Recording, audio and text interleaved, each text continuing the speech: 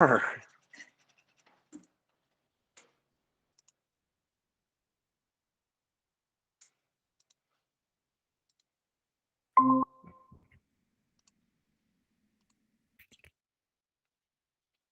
there. How are you doing?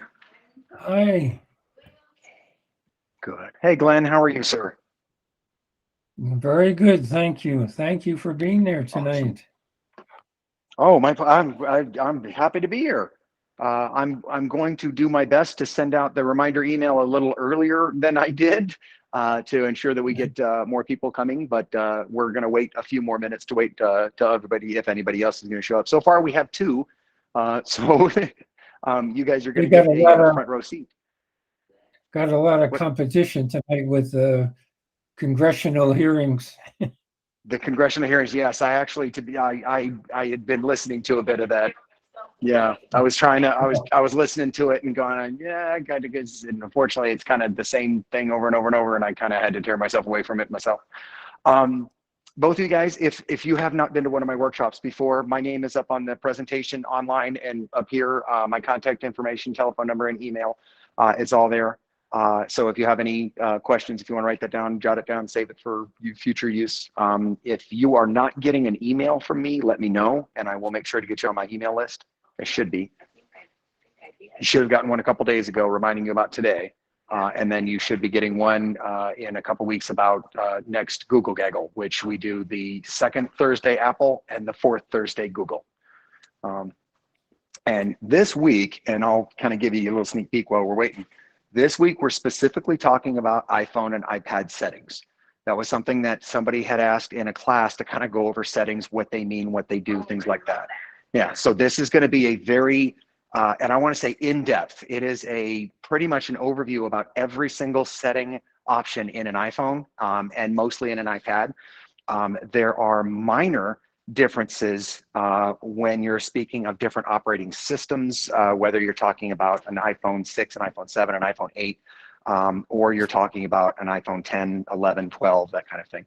iPads have some minor differences as well, but we'll talk about just the differences between different phones, depending on what they are. So if you don't have an iPhone, if you don't have an iPad, this is not going to benefit you a lot. Obviously you do, because you wouldn't be in an Apple class otherwise. Now, with that said, if you do have a Mac computer, this is actually really beneficial because a lot of the verbiage, the language that Apple uses for their settings is transferable, okay? So that is the icon. You're going to see this repeated through the operating system. It's the same for Android or for Mac as well. That icon, it doesn't spin on your phone. It's just pretty when I made it. It actually just is a simple icon somewhere on your desktop, whether that is in your folders or whether it's just on your actual desktop somewhere. It's going to be that little gray icon right there.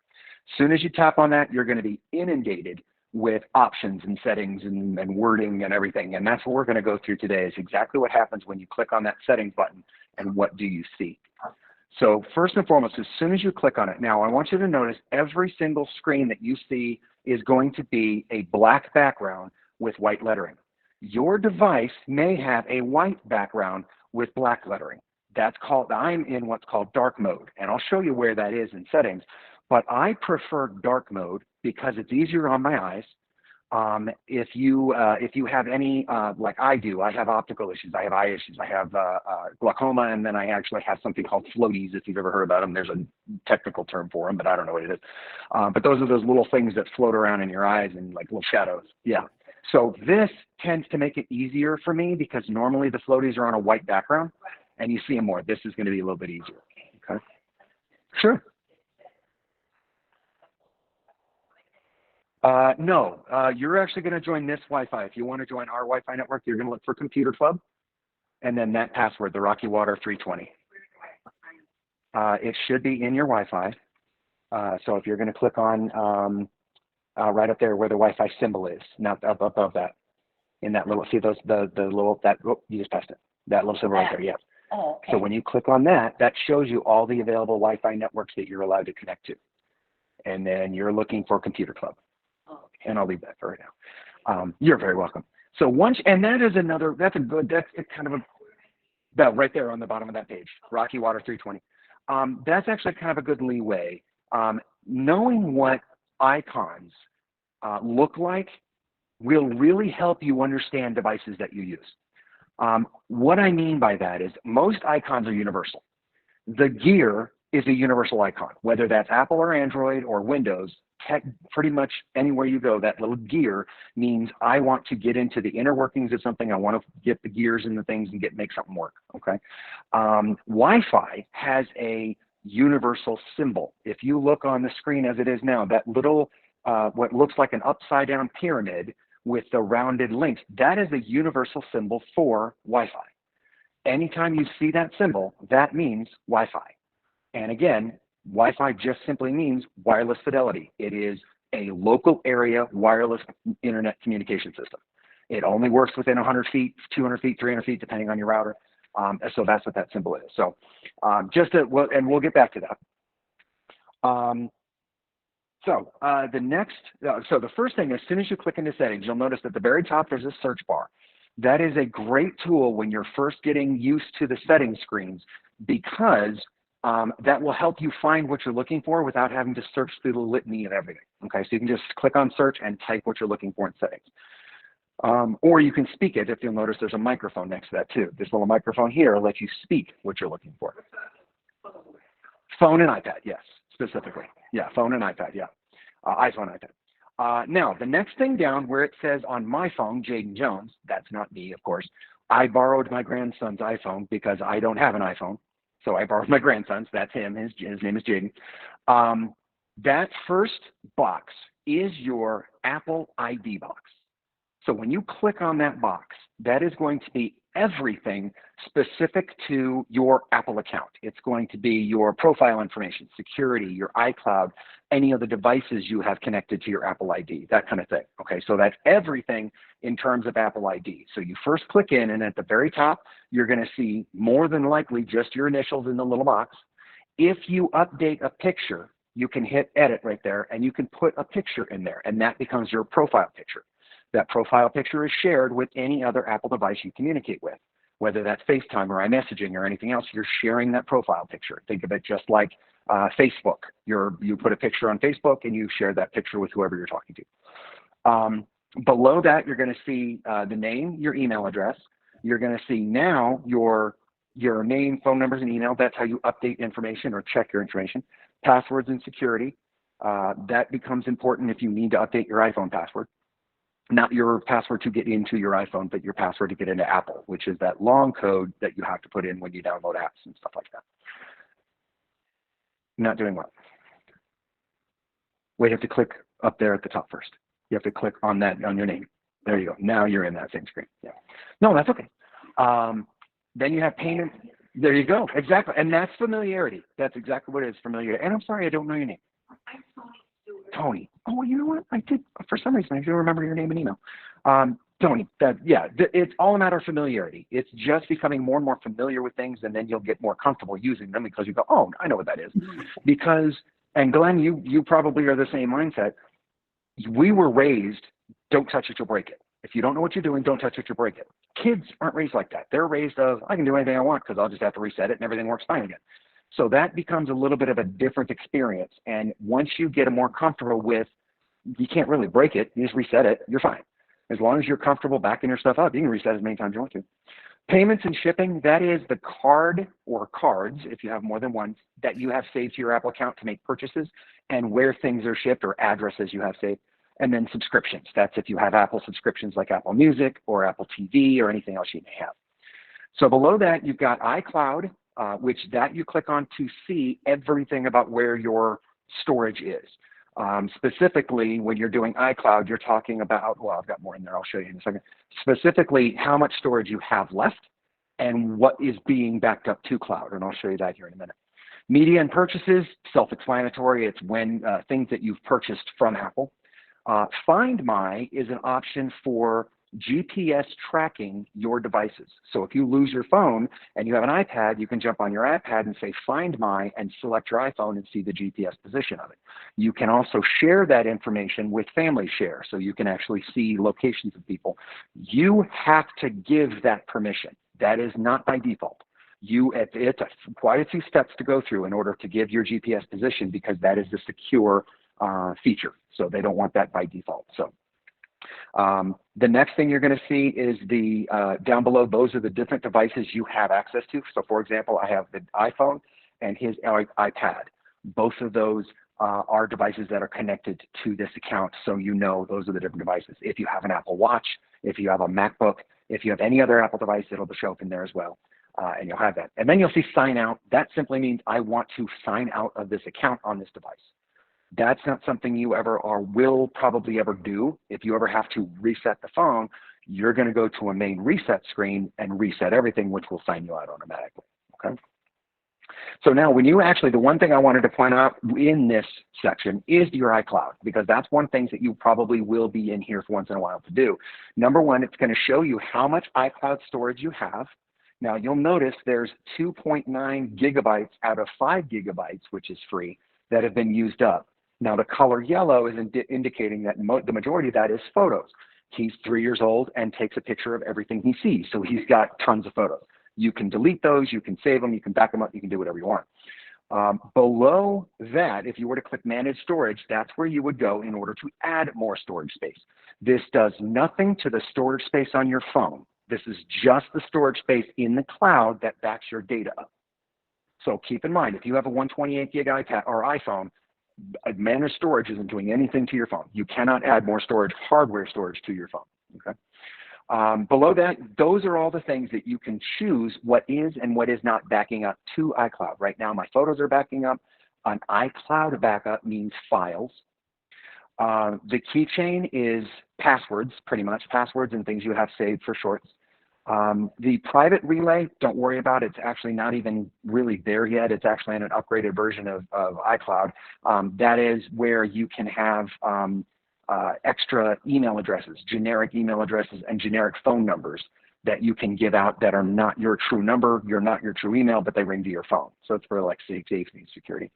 Let's say you're selling something online. I'm not going to give them my cell phone number. I'm going to give them a fake number that they can call. So that way, when I'm done with it, I throw the number away and I didn't have to pay for it. And then everything else you can choose by flipping these switches on or off. Green means on. That's a running theme. You can say, I don't want things backing up. I do want things backing up, and that's how you control that. It's just to say what you do want. The next icon we're going to look at is Wi-Fi. We were talking about that a moment ago. Wi-Fi is anytime you want to connect to your personal or trusted, and I put that underlined and put in italics, trusted Wi-Fi networks. You 9 times out of 100 times do not want to connect to any Wi-Fi network unless you trust it. If it's your house, or if it's a friend or family member, or in this situation, our Wi-Fi is safe. Now, when I say our Wi-Fi is safe, that does not mean it's secure. Some guy sitting out, right on the other side of that wall could technically be on that Wi-Fi network and seeing everything you're doing. So unless it's your own personal password-protected Wi-Fi, do not do anything private on public Wi-Fi. If you go to a hotel, don't ever connect to Wi-Fi if you don't have to. If you absolutely have to and have no other option, just make sure you don't put in passwords or anything.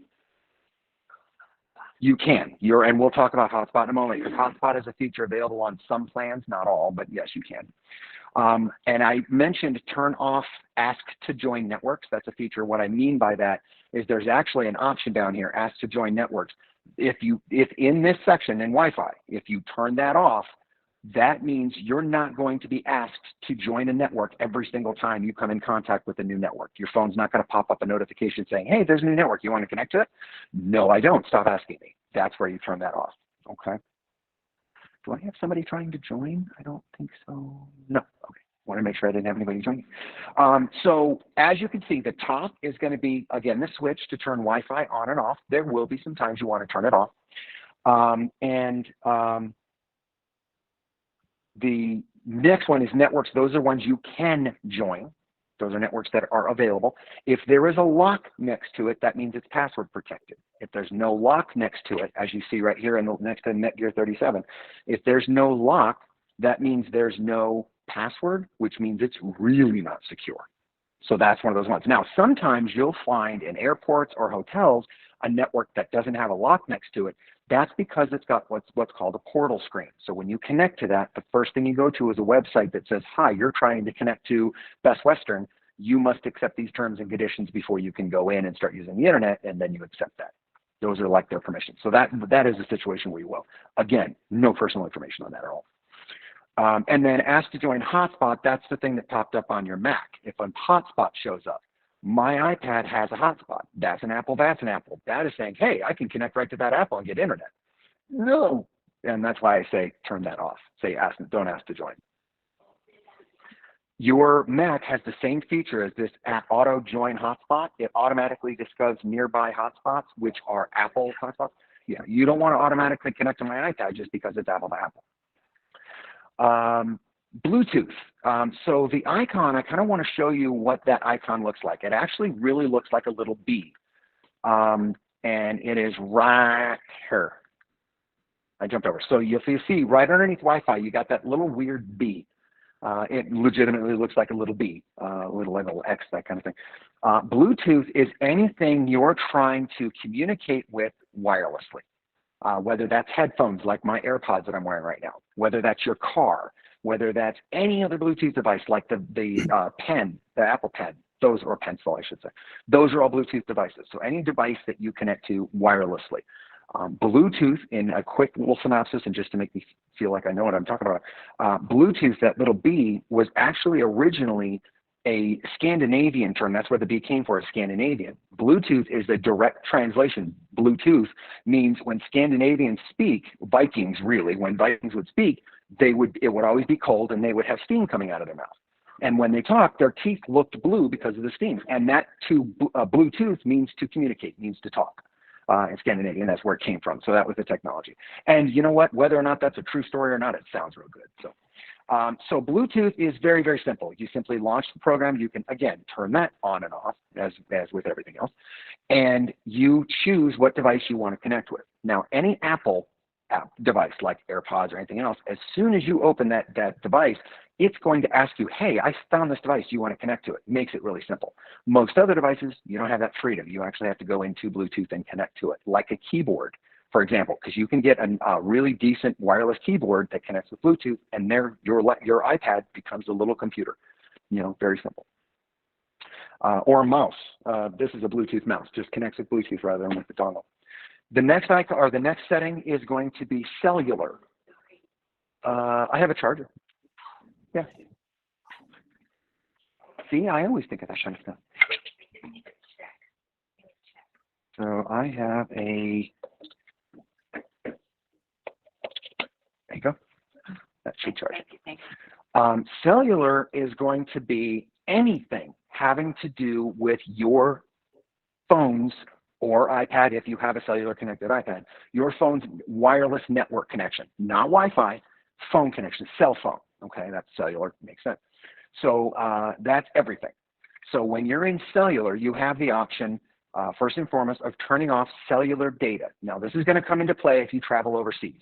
Before you get on a plane to travel outside of the country, you come into cellular and you turn off cellular data. Okay? Then put your phone into airplane mode, just like you normally would.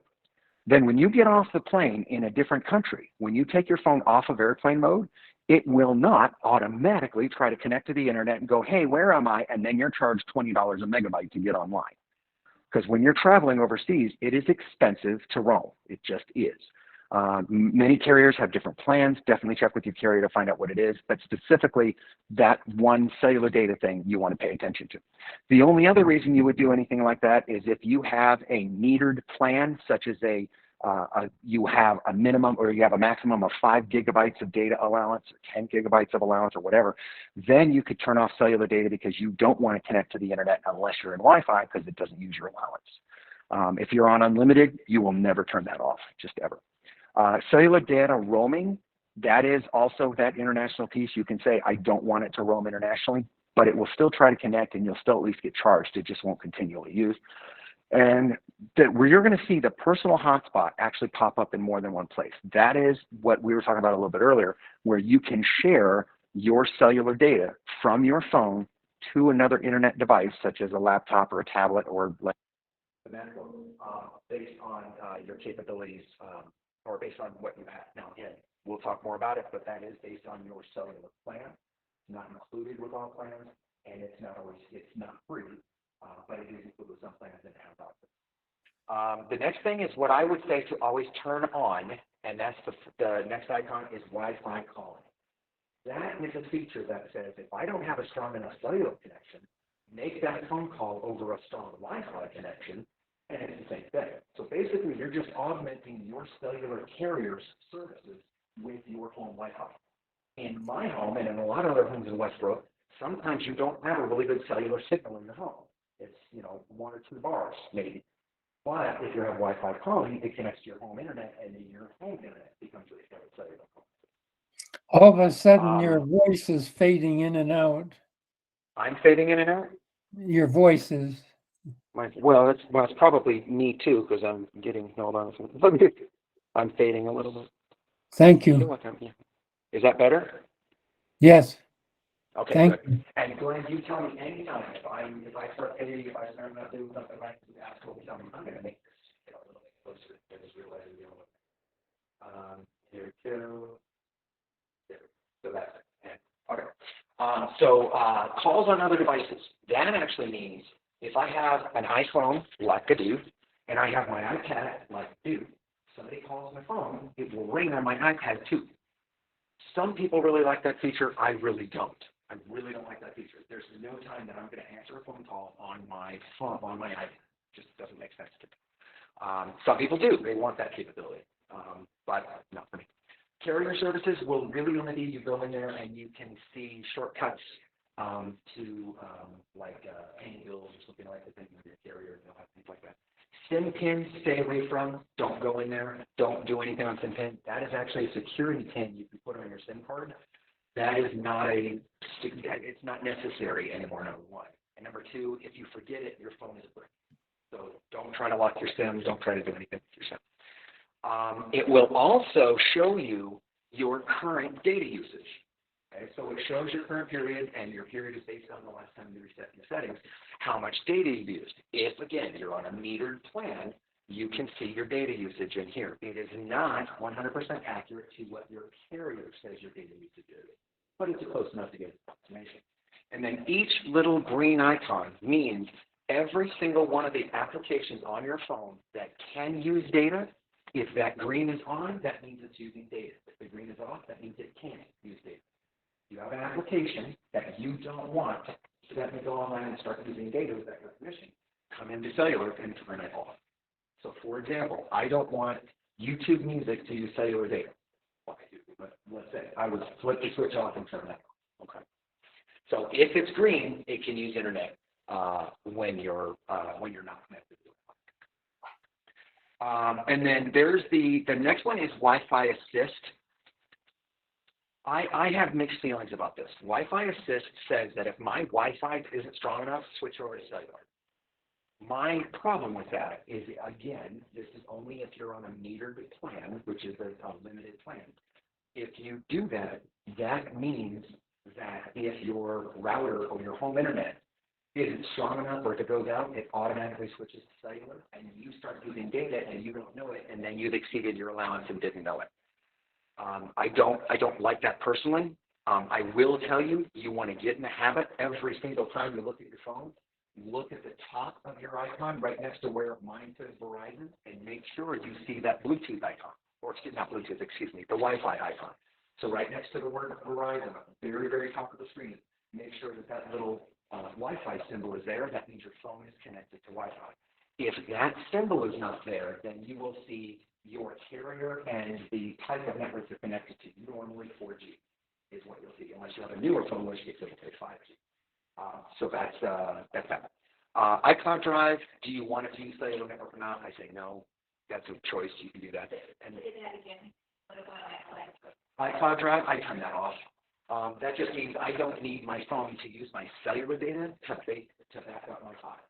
I'll do that when I'm connected to Wi-Fi. This does that automatically. Your phone will automatically back up and do a backup and do a file transfer of all of your data. Every time your phone is locked plugged in and connected to Wi-Fi. Every single time your phone is locked, plugged in, and connected to Wi-Fi, it will back up to iCloud. Does it automatically. I still check it manually, but one of the best choice.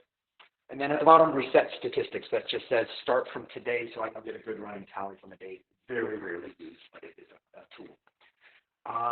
Your personal hotspot. Now, this is what we were talking about. If you've heard the term mobile hotspot, that's what Apple calls personal hotspot. So mobile hotspot is I am turning on my feature on my phone that allows other devices to connect to the internet using my phone's data. Normally, you have a limited amount of data allowance that you can share. It's not unlimited if you're on unlimited plan, it's only a limit, or it's your part of your allowance that you have if you have a plan. And again, like I said, not available with all plans, and there may be a charge to use it. So be kind of from your carrier what you have. That's all it is. When you click on personal hotspot, it says now when it says allow others to join, that should just say turn on, turn off. The reason it says allow others to join is because when you have a personal hotspot on any Apple device, any other Apple device you have can share that data for free. There's no fee. If I have an iPhone that has internet and I have an iPad that does not, my iPad can connect to my iPhone for free. You can update your Wi-Fi password, make it whatever you want it to be, and your broadcast name is the name of your iPhone, which is normally going to be Tony's iPhone or Glenn's iPhone or whatever that may be. And then family sharing means you can share your hotspot with other members of your family, but that's just the thing for hotspot sharing. The next set of screens that we're going to go through, so that covered basically the first 5 or 6 settings on your second screen.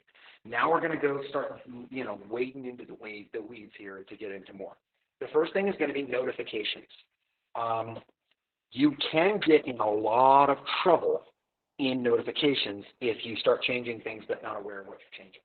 What I mean by that, in notifications, it's going to adjust everything about how your pop-ups, your little dots or your numbers and everything, how things are displayed, how things are presented to you. So you may know that every time you download an application, one of the first things that pops up and asks is, do you want this application to send you notifications? 9 times out of 10, I say no, because I do not like my phone overwhelmed with notifications. I want my notifications to be important information that I need to know. Not, I got 14 emails from spam things, like, I don't care. I really don't. So that's where I kind of adjust what notifications, because you can go in after the fact and start turning things off, but it's, again, so under your notifications, you've got basically a scheduled summary, and that means you can say only send me notifications during certain times. We'll go more into that because there's a couple of places you can do that. Show previews basically means it's gonna, like if a notification pops up, most phones it just pops up a little thing on the top of the phone saying you have a notification. Apple says I'm gonna post a little notification, kind of a little preview about what it is. Then I'm gonna put it in the background and let you and do that. That's a personal preference, but I'm not a fan of the feature. Screen sharing, that means when you're sharing your screen, like I am with this iPad, or you are, I am with that, the iPad or the computer. When I screen share, notifications do not pop up. That's a nice feature. I love that in Google, that if you're using your device as a sharing, then it won't do that. Announce notifications, that means Siri can actually tell you, you have an incoming message from Siri, but you can basically have those announced to you. Another thing I don't like my phone making superfluous noises. And then suggestions, the notification style, each individual app will have its own setting up. You can say, do I just want a little thing pop up at the top of the screen? Do I want a banner, or do I want a full page telling me what's going on? And you set those notification styles for each individual app. If you get a notification that you don't like or want, you immediately go to settings, you go to the notification section, which is that notification right there at the top, and you find the app that sent you that notification, and you modify it right then and there. That's how you get rid of notifications you don't want. Just right through that screen. It's basically go right to settings, go right to notifications. Apple is going to be releasing in iOS 15 the ability of accessing the notification settings right from the notification. Google's had this for a long time. It's just long press, and it allows you to change it. Apple is going to be introducing it, but as of right now, you still go the old-fashioned way. Sounds and haptics, the thing right below notifications. So along with notifications comes sound, okay? You can choose it to be silent, or you can choose it to be a default notification sound, or even if you wish, a custom sound. So every single application, every single notification, every single alert or event can have its own sound. It can have its own icon, its own anything you want it to be. You get a pop-up on that screen. I thought it was somebody trying to. And then haptics is how your phone vibrates to your touch. Like when you type, if your phone vibrates every time you tap the button, it's to make it feel like it's a real keyboard, makes it a little bit more tactile. When your phone is in silent mode and it vibrates, you can change how it vibrates, things like that. So that's what haptics means. So by default, your phone is vibrate on when ringing. So when your phone rings, it also vibrates. So if it's in your pocket, you don't hear it, you feel it. And then vibrate on silent means when I put my phone in silent mode, or when you flip that switch on the side of your phone, because everybody has one right now, by the way, that's going away too. That means it's going to vibrate when it's in the silent mode. Okay? Headphone safety, because we're talking about audio, what that means is it's going to put a cap on the highest volume that a headphone can go so it does not blow out your eardrums. They have a decibel level, I don't know what it is, but you can adjust that if you need more audio than what it does as a safety. Ringers and alerts. Now, you're going to see where you have the slider volume control right here in sound and haptics. That's because you're in sound, so it wants to give it to you. That's not where you're going to go to do it. You're either going to use the volume buttons on the side of the phone, or we're going to use the control center, and we'll go through that as I talk more about that. And then changing with buttons means that if I am not in, and by default, your phone should be changed with buttons. What that means is if I'm not on a phone call and I'm not listening to media, when I change the volume on my phone, it changes my ringer volume. When I'm watching a video, it changes the video volume or the music volume, whatever it may be. And if I'm on a phone call, it changes my earpiece volume. Depending on what you're doing is what the volume buttons change. This flips that switch off and says, nope, don't make my volume buttons do anything except media and phone calls. I'll change the ringer volume myself. So that way you don't accidentally push buttons and bring your ringer volume all the way down and miss calls. That's why you got that switch button. Below that, you're going to have your, this is where you change your ringtone. So how you have a custom ringtone, so you just don't hear that. Everybody got the same ringtone, whatever, right? But you can change it. Mine, I always change to old phone. I like that ringtone because it sounds like an old-fashioned ringing, like a bell phone, and I like that because it's unique. Which, when I tell everybody that, everybody changes it to, then it's not unique anymore.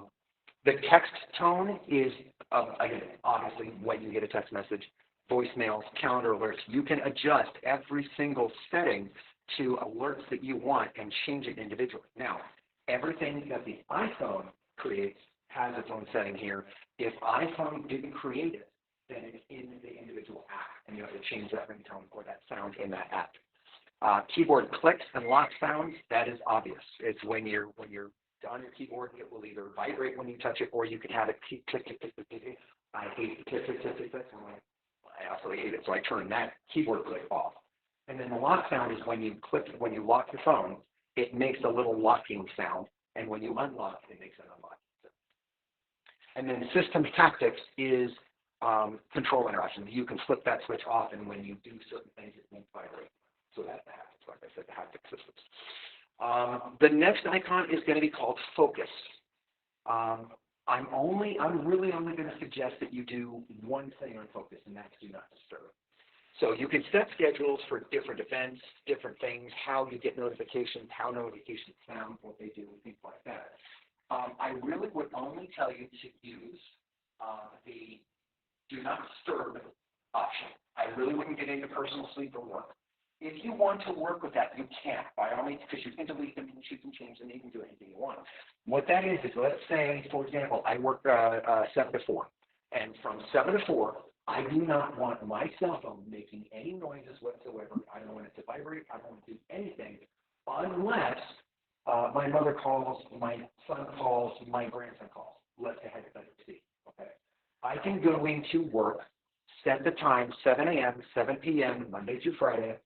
This is what's going on. The rules are no sounds, no visual notifications, no screen lineups, unless a star contact calls or unless it's, so you can customize it pretty effectively. You can do the same thing with sleep. If 10 o'clock at night to 6 in the morning, my phone doesn't make any noise again, unless I want somebody to call, or I can say no, I don't want to make any noise. And then personal is again whatever you use it for. I would tell you pretty much only use the do not disturb because it's simple, it's easy. You don't need all the settings, you don't need all the specialty setups and stuff. When it says share across devices, the cool thing is you have an iPhone, you make a bunch of setting changes, they'll follow you to your iPad. Because there's nothing worse than having your iPhone in complete silent and all of a sudden your iPad breaks. What the heck? Because your iPad is set to completely different settings than your phone is. So if you set share across devices, if I set it on my phone, it does it on my iPad. Love that. That's a nice feature. Apple has some of the best interactivity and interconnectivity of their devices that any other device has. So this is what the do not disturb icon looks like. If you simply turn the switch on, and I want you to remember the little purple movement, the little crescent movement, and I'll talk about that again here in a moment. If you turn that on, it says don't do anything unless, and you can put people in here or apps. So if this app, like let's say for example, my phone's in complete silence, but I want my stock market app to let me know, hey, I just lost $50,000. Oh, I want to be notified. Okay. Or if it's somebody important that you want to call from. And then you can see all the different settings, all the different options. What do I want to show up on my home screen? What do I want to show up on my lock screen?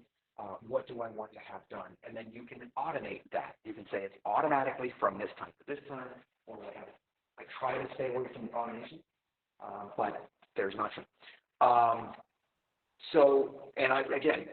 We will get back to the crescent here in a second, because that is another thing that is more conveniently accessed in another spot. And I'll explain that here as it gets closer. Now, general, that is the most commonly used setting on your entire phone, is general. Everything in your phone that is not categorized in a specific spot is going to show up general. So what you're going to see in general is going to be about, that's everything about your phone. That's your device ID number, your SIM card number, your the name. You would go in there to change the name. If you want your broadcast name to be something else, you can put Beelzebub. If you want to, you can do whatever you want. The next one is going to be your software updates. You can manually go in and say, please update my phone to the latest software. You want your phone to upgrade to the latest software every time, all the time, no matter what. I know a lot of people for years and years said, no, I'm not going to upgrade because it's going to break something. Fortunately, you have to. Not very much do things break. Not very much does software degrade anything in your phone or anything like that. It just doesn't happen like it used to, mainly because Apple got sued and lost. So that doesn't happen anymore. So you want the software upgrades. The majority of them are security updates. Sometimes they're major system updates. When you're looking at your software, the first number, so normally your software right now is going to be like 15.1.2, 15.2.4, okay? The first number is the build. You're on iOS 15. That's the big build. That's like Windows 10 or Mac Ventura or whatever. Okay, that's a big number. The second number is the release of that build. So let's say iOS 15 came out, then they did some software corrections and some fixes, and they added some features, and they did 15.1. Okay. The next number after that is going to be normally a security patch to the release. So you're going to have 15 is the iOS, 1 is the release, .4 is the software patch or the security. That's what those numbers mean, and that's how people kind of look at it and go, okay, well, you're 15.2.1, which means you're the most current. AirDrop is your ability to send files from one Apple device to another Apple device. That's all it is. Very simple. Under general settings. Settings you click on general. Next, AirPlay and handoff. That is being able to watch something on your phone that you then, I want to transfer that to my TV, and I want to watch this on my TV. That's an AirPlay, and I want to hand that off to the television, now I can watch that on the TV. That is different than physically plugging in your phone to the TV, and your TV is mirroring it. That's not what's happening with AirPlay. AirPlay is saying, I'm going to take the content that you're receiving on your phone, and I'm going to transfer that content, not really the file, but the internet network because it's streaming. I'm going to say, say, I'm going to now watch that on TV. What that means is when you hand it off, it means I'm watching on the TV. Now I'm back to doing whatever I want on my phone. I don't have to keep watching this just like it's on my phone. In order to do that, you have to have an Apple-enabled television, or you have to have, which are expensive, or you have to have one of these devices, which is called an Apple TV. And this, Apple TV, which you can't see anyway. This is a streaming box.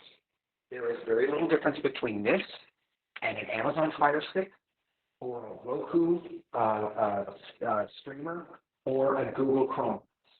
They're all the same name, or different names, I should say, for the same product, okay, or same service. This is one of the most expensive, but offers some of the most features, especially integration with Apple. In my humble opinion, for basics, you use the simplest, latest. All I want is to be able to watch like HBO Max or ESPN Plus or any of those streaming channels. I would say an Amazon Fire Stick would be the cheapest, normally normally $35, $40. My favorite is the Google Chrome. That's the one I like. And my favorite feature of it, it's only $50, so it's not, this one's $250. Apple's is very expensive. But my favorite feature of Google is, of course, it integrates with Google if you have Google speakers or anything else, but also any streaming service that you connect to your Chromecast, which you're going to connect a bunch like Netflix and Hulu and Amazon Prime and all those. It actually has a section that remembers what you watched and where you are in that show. So let's say I'm watching a show and I just shut it off halfway through the show. When I come back to Google Chromecast, it's going to say, hey, you were watching this. Do you want to pick up where you left off? I love that. Other devices don't have that. That's one of my frustrations with streaming is that it's harder to watch like traditional television.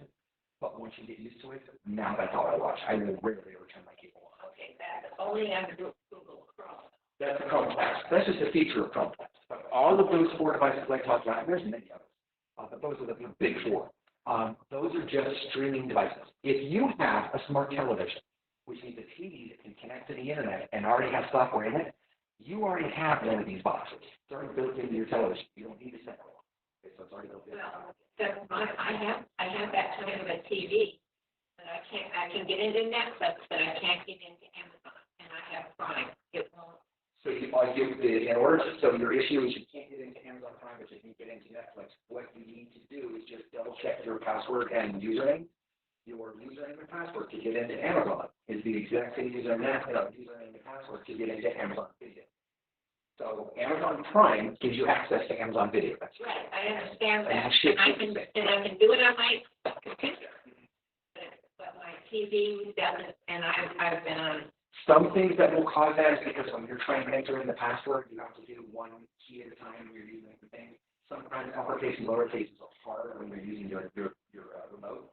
The next time you have somebody over to your house to see if they can enter it and see if they're entering it with your information. Try entering it that way and see if it works.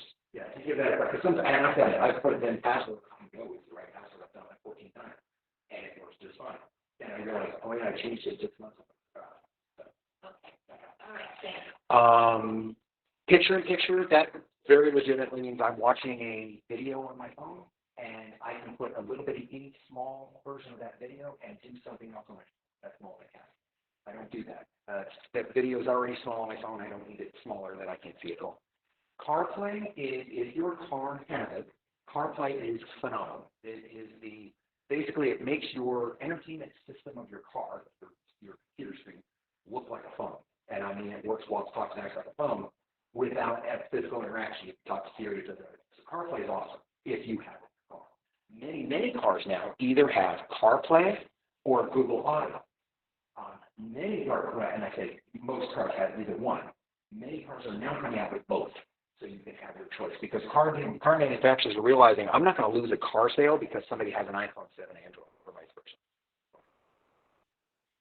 Now, home button you will only see on a phone, obviously, that has a home button. If it doesn't have a home button, like an iPhone 10 or above, you will not see that option. That option says I can have the home button do different things. I can have it, if I click it twice, it does this, or if I click it, push and hold it, it does this. So that's where you can edit that. Again, that iPhone storage is not iCloud. That is your hardware storage. That's of your probably 64 gig iPhone. How much storage space do I have left in my iPhone?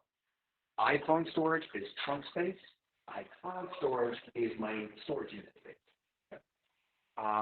Background app refresh, that just means do you want to allow apps to use the internet to update themselves in the background? For example, sports scores or stocks or something like that. I'm not actively in the app, but I still want it to update in the background so when anyone there is current or it gives me that information. That's where you change that. Date and time, self-explanatory, except for the fact that in date and time, you'll have the option to turn on or turn off, number one, network time, which means set the time automatically by the network, which is the most accurate, up-to-date time you can get short of, the atomic clock in Colorado.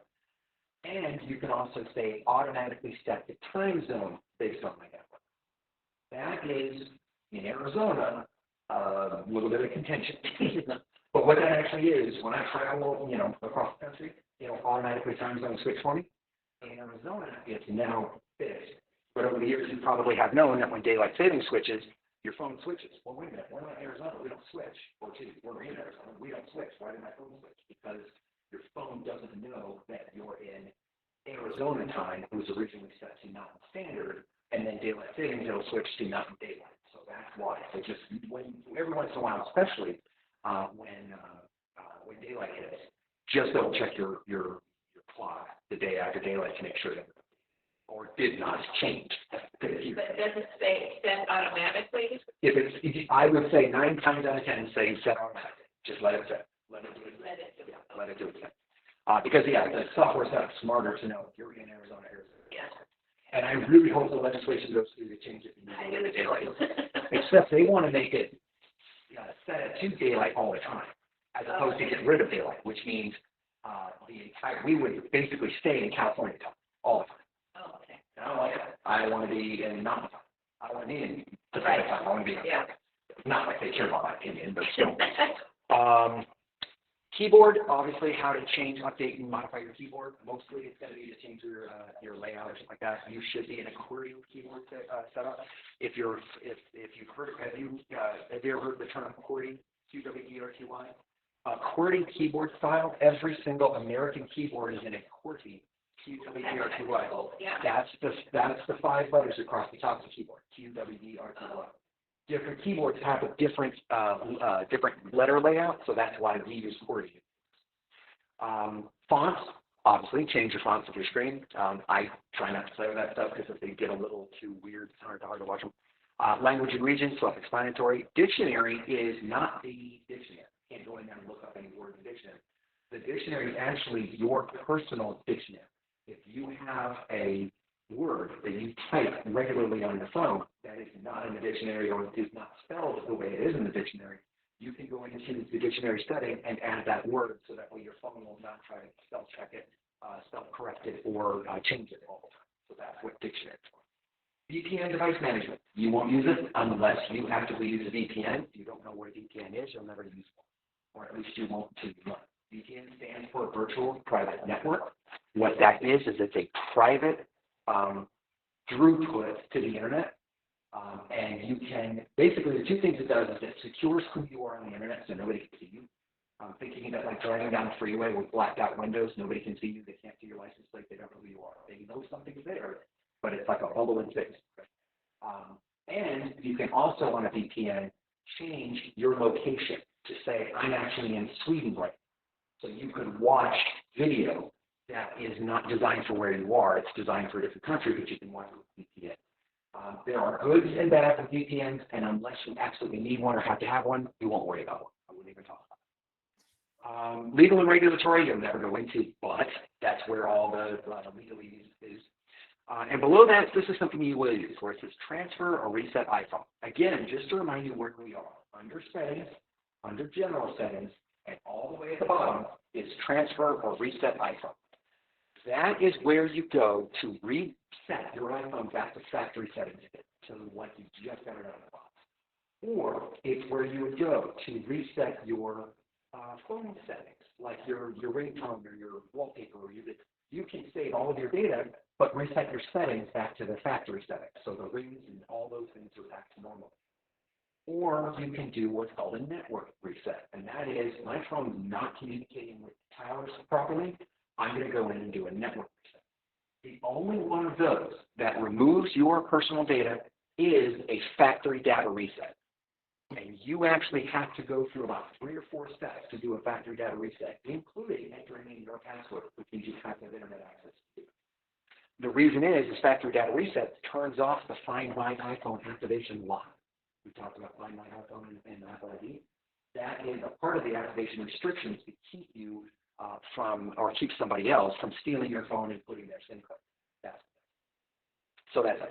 Now the shutdown, the reason they added that there is if you have an iPhone 10 or above, you'll know that on any other phone you used to push and hold the side key or top. But you push and hold the side key and then the power slide will come across. And then you slide the power off.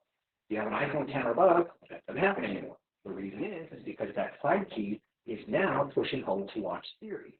So now how do we power off the phone? Well, they put a software shutdown option. So you can go to general, or you go to settings, go to general, slide all the way down and get shut down. That's a lot to do. I tell people on any iPhone 10 or above, push and hold volume down and power at the same time for about 3 or 4 seconds. And you'll see the power come up and then you can select it. If your phone is frozen, it's locked, it's not responding, it's doing something that you absolutely shouldn't be doing. Okay? All you have to do is push and hold volume down and power for 30, 40, 50 seconds, something like that. You're going to see the screen turn off. Keep holding it. Then when you see that Apple pop up, then let it go. That is called a hard reset. Well, yeah, it's a hard reset. A soft reset is going into power, turning it off, and then turning it back on. A hard reset is I'm pushing and holding those buttons and forcing that device to reset. And then a factory reset is deleting everything that's right from scratch. Okay? So those are the different reset methods. The control center, one of my favorite parts on an iPhone. Okay. The control center is a fast, simple, easy way to access nearly every setting you'll ever want to use. Okay. So your control center, inside that, you can turn on and off whether or not you want to be able to access the control center in apps, which means when I'm in an application, do I want to be able to slide and get my control center? I haven't told you how to slide yet because there's a trick. The next thing is what applications do I want to be included in the control center? I can change that. So as by default, your flashlight's in there, your timers, I set a timer for 15 minutes, your calculator is in there, your camera is in there, and an NFC tag reader is in there. I throw that away if you don't need it. Then you have more things, different settings and different things that you can actually put in there. There's a whole bunch more controls. Like if you have an Apple TV, you can put the remote in there, so I just launch my control center and I can get on my Apple remote. And then you move them around. So the reason I didn't tell you how to get in there is because it's different depending on the device you have. Okay? So if you have an iPhone 10 or above, you do not have a home button. Home button doesn't exist, right? So to go home on an iPhone 10 or above, from the bottom of the screen, you swipe up. Well, if I have so that's how you go home on an iPhone 10 or above. In order to get to the control center on an iPhone 10 or above, every phone has that little camera bump. So from the right side of the camera bump, where that little blue dot is, you swipe down. So from the right side of the camera bump, you swipe, put your finger in the right side of that bump, and swipe down. Yes, from the right side, swipe down. That is your control center. Okay? So from the right side, swipe down. Now, I'm going to talk about this again later, but from the left side of the camera bump, if you swipe down, that's your notification section. That shows you all the notifications you missed on your phone. And reminds you, hey, guess what? You got 14,000 emails you have to check. So that is how you access it. Now, you'll notice, now we're going to go to the next one. So how you access it on any other iPhone that has a home button, okay, that has a home key, this is how you do it. From the bottom of the phone, you swipe up. Well, this is why they had to move it.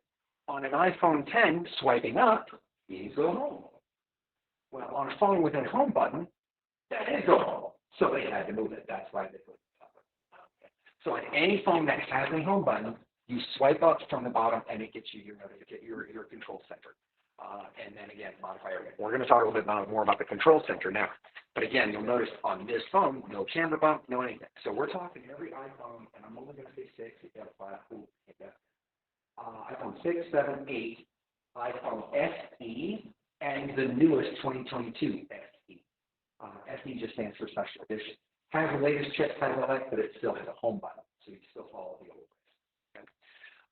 So in the control center, when you're in your control center, here's the icons you have. You have airplane mode. Really simply, to jump in, push the airplane mode, turn it on. You have the cellular data icon. That's the green one. Okay? That means cellular data on or off. Remember, we've seen all these before in the settings somewhere, so we can go, or it's right here, control center. I don't have to go settings and do all that. It's right here. The next one, Wi-Fi. Simple. I'm going to tell you another little trick about these. Is on the new software, if you push and hold on any of the icons, it opens a shortcut or opens the actual setting. So I don't have to go find settings in my phone, then go to Bluetooth, then select the device. I just come to the control center and I push and hold on the Bluetooth icon, and I can control and set up and pair. The next box to the right of the big four, and that big four will always be in the control center. You cannot move that. That's what's in the control center. That's what you control. The next one is your media control. Another thing you cannot move. That's basically a quick way for you to pause, play, fast forward, rewind music. The next thing down, that little lock, it's actually white. That lock with the circle around it is your rotation lock. So it basically locks your device from automatically rotating when you turn sideways. Okay? So why would you want to lock the rotation? For example, you're looking at maps and you turn your device sideways, it goes into sideways maps, and it's easier to see wide and all that kind of stuff. Okay? That you want rotation on. 900 times out of 1,000, you're going to have rotation, on. I'm not going to have a lot. Every once in a while, I'm reading a book or reading something or doing something, reading the news, whatever it is, and I want to lay down in bed and turn my head sideways. Well, the phone clicks. Well, I don't want it to. I want it to stay in line with my face. So I'll go in and turn rotation lock. That's the only time you want to have rotation lock. The back actually it is. If your phone is ever not flipping, go to the control center and say, "Ooh, my rotation lock's off." The next one is what looks like two little boxes in and of itself. That's actually screen share. So it's a quick button to be able to share your screen with an Apple-enabled sharing device, whatever that may be. To the right of that, the two sliders, remember I told you about volume? I'm not going to play with volume in the settings. I got a volume slider right here. You just put your finger on it, slide up and down. The same thing with your screen brightness. Really simply an easy way to change the brightness of your screen. Most of the time, your screen brightness, and we looked at that in the settings, you can actually set it to automatic. It will automatically be bright when you need it and dimmer when you don't. If it's too bright in a dark environment, you can turn the dimmer down right through here. Or if it's not bright enough outside, slide it up and then you can move around. The next one, focus. When we were talking earlier, remember I told you to keep an eye on that crescent moon. Control center is where you want to do focus from. Okay, so that's where you can simply and easily, I'm going into a movie, click, I then do not disturb. That's it. That's all you got to do. You don't have to flip buttons and volume up and volume down. And I'm going to go to search, do not disturb. That is the reason that I was saying don't have a whole bunch of rules to do not disturb. Because if I said, like my do not disturb says, if it's after 10 o'clock and before 6 a.m., I don't want my phone to ring unless it's my mother. Because my mother calling me at any time means it's an emergency. Because my mother calls before bed. She just called me and never been. But I'm not going to use that in church. Because I'm in church, I don't want my phone to call my mom calls and I'm sure. I got a phone still going to make it up. So that's why I wouldn't put a whole lot of rules and settings on exceptions into do not disturb. Okay, if you want to do those other individual focus settings. That's where you go. Below that, those 5 icons. Remember in the previous page we were just in. This is get in it. These are the different devices right here, and including controls. Those are the different devices, the different applications that you can have show up at the bottom of the control center. If you want any other of those features, instead of one of those ones, you simply red X on the one you don't want and green plus on the one you do. And it'll move it. And then you can use these 3 lines at the right side of them to move them and put them in the order you want them to be in. Right? So I'm going to tell you a little trick, and this is the same for all phones, whether it's something on your desktop, something in your control center, no matter where it is.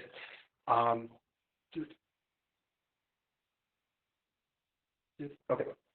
In your control center, The most commonly used app that you use on your phone should not be the number one app on your desktop or on your screen, whatever it is, or something like that. It should be the app that's closest and easiest for your thumb to reach if you have one hand. Okay?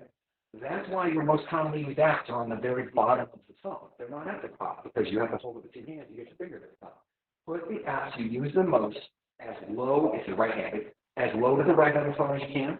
If you're left-handed, put them as low to the left as you can. So if you're having your phone in one hand like this, you can simply tap the buttons for the application you use the most with one hand. That way, if you're carrying something and you need to make a call, or you have your hand becomes unusable, you need to make a call, you've got to simply keep it. That's my trick. Personal little soapbox. There you go. Flashlight. The next one is timers, calculator, camera, and then NFT, or NFT tag reader. I don't use the NFT tag reader, but you can. All that is that's near field communication. Those are basically like your credit cards that you can tap to the machine to pay, tap to pay. That's NFT. That's what NFT is. So there are people can buy and control and program little tags. There's sometimes they're paper stickers, sometimes they're chips. That when you tap it, it takes you to a website or something like that. That's virtually the same as the QR codes, those little square red, black, and white things. You take a picture of it. This is just using NFC because Apple has it. And instead of using the camera, stay away from NFCs for the most part. Just don't use them. You don't need them. You're never going to use them. You tapping on something could tell you something. Yeah, not everybody has. Well, it's because we didn't set it as set. So. Display, again, we were just in the control center, which gave us setting of the brightness and things like that. But the display settings, that's where you're going to do, like I'm in dark mode, that's where you would change dark mode. From dark mode to light mode, dark mode. Automatic means it's always in, it means it's in light mode during the day and dark mode at night. I don't like that. I don't want my phone always the same, so I don't use that. But you can. And then brightness, of course, you've got that in the control center, so you don't need it here, but it is there. Night shift, what that does is it basically cuts out the blue light. That's actually a specific wavelength of light that stimulates your brain. There are glasses, there are screen protectors, there's all sorts of things that help you cut out blue light. And your phone can automatically do it. Kind of makes everything look yellow, but that's exactly what it is. It's just a blue light. I'm lost. So we're back in settings. We're back in settings, yeah, display. Yeah, so the next thing is display screen. That's okay. That's okay. So that's what night shift is. Auto lock, that's how long your phone stays before it locks itself, because you can change that time. The raise to wake, that's personal preference. It's where you pick up your phone and you're on it, and your lights up. You still have to unlock it, or you look at it, unlock it. But that's what raise to wake is. The home screen setting, that's going to be pretty much, I think really the only thing in home screen is, do I want apps to be added to my home screen, or do I want them to go in my library? Your library is what is all the way to the far right of your screen. So you can actually, like Apple, you guys know for years, every single app on your phone has to be on your screen. That drove me nuts. So people spend hours hiding every single app in a folder and putting folders up here. Now you can say, I only want these 10 apps on my screen, and everything else is in my app folder on the far right. They call it a library, like it's an app folder on the far right, and then you use it there. So that's what this does, is it says, do I want that to show up on my home screen, or do I want it to go in my app? I tell people, put it in your app library. If you want it on your home screen, you'll put it where you want it. And then show the notification badges. That means if the little dot or the little number that tells you how many notifications or that something needs to be done, do you want that to show up in the library? I say yeah.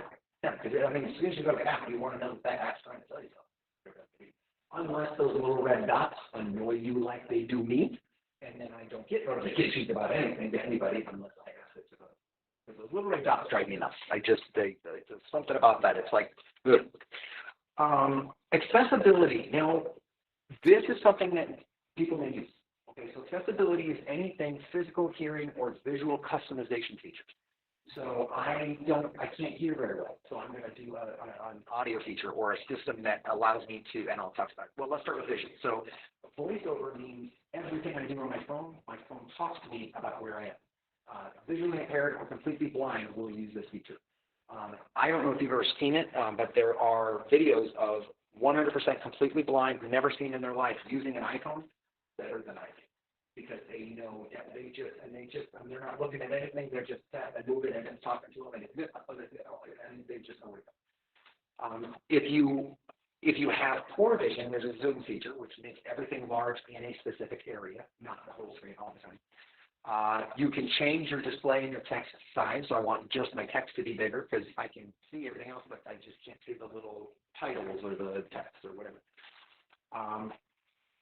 Motion is how do I want, like when I swipe from left to right or I scroll up and down, how do I want that to look? It's almost like your refresh rate and your motion rate. Sometimes if it's jittery, it makes people nauseous and uncomfortable, so you can adjust that. Spoken content and then audio descriptions are self-explanatory. Then we go down to physical and motor, how your phone responds to your touch. Do you want multi-touch access, which means you can do, like tapping once with one finger does one thing. Tapping once with two fingers on the screen can do something completely different. Tapping with three or double tapping with three, those are the kind of things your iPhone and iPad have really unique capabilities of doing all these little shortcuts and tips and tricks. For example, I'll tell you when this is a really good one to know. If you're in your email or your text or any other thing that you can select a bunch of different things at the same time, you select one and then you have to tap the little check mark by every single one going down the list, right? If you tap the first one, then you take two fingers above the first one and scroll down, it'll automatically select everything below it. Not everything, but as long as you go. So it's like drag and select. I just learned that a month ago. That was my favorite feature. So if you select, like on an email, I've got 20 emails. I don't want to tap. Right. You can just tap the first one to select it and then drag two fingers down. Not one, but two. Both fingers on the screen and drag down, and it'll select every single one of them that you touch. I love that. Neat feature. Switch control, you want to use it. Voice control, again, that's where you actually want to use your voice to say, swipe right, swipe left, swipe up, swipe down. Somebody that has limited hand mobility will use something like that, where somebody like paralyzed, completely paralyzed people can use iPhones completely with their voice. With built-in software. They don't need specialty software like Steve Hawking had all specialty software built and designed for him to be used because he was completely immobile. A lot of that technology made its way to Apple. A lot of that technology, especially the iPad. None of you know that Stephen Hawking spoke with his eyes. That's how he looked at the computer screen. The computer screen had a camera looking at him, and as he looked at each word, it automatically saw what he was typing and copied it using AI and predictive text. So, by the way, very funny guy. Phenomenal sense of humor. And if you wouldn't expect it, you wouldn't know it. On the Big Bang. Yeah, I love that. He was on Star Trek. He was on a lot of the Simpsons. Your wallpaper, self-explanatory. You want to adjust your wallpaper. You want it to look a certain way. You want to add wallpaper. Do whatever you want. It's right there. The dark appearance that dims the wallpaper, that's just a setting that says I'm in dark mode. Do I want my wallpaper to be dark too? And then you can control that. Siri and search is how you modify any of your interactions with Siri. Again, very self-explanatory. You want to change how she sounds. You want to change, like you can change her from, there's 6 different American voices, male, female, young, old, high-pitched, low-pitched. It's not just for the fun of it. Sometimes some people don't hear certain voice decibels at certain levels, certain styles. Like when my wife speaks, I don't hear anything. I just don't even know there. But you can change it to different languages. You can change it to different accents. You can do English, you can do Australian, you can do anything that comes with. Most people in overseas use British, obviously, and a lot of people here use British because it's a calming accent to, especially when you're doing something driving or something like that. It's not so you can change them.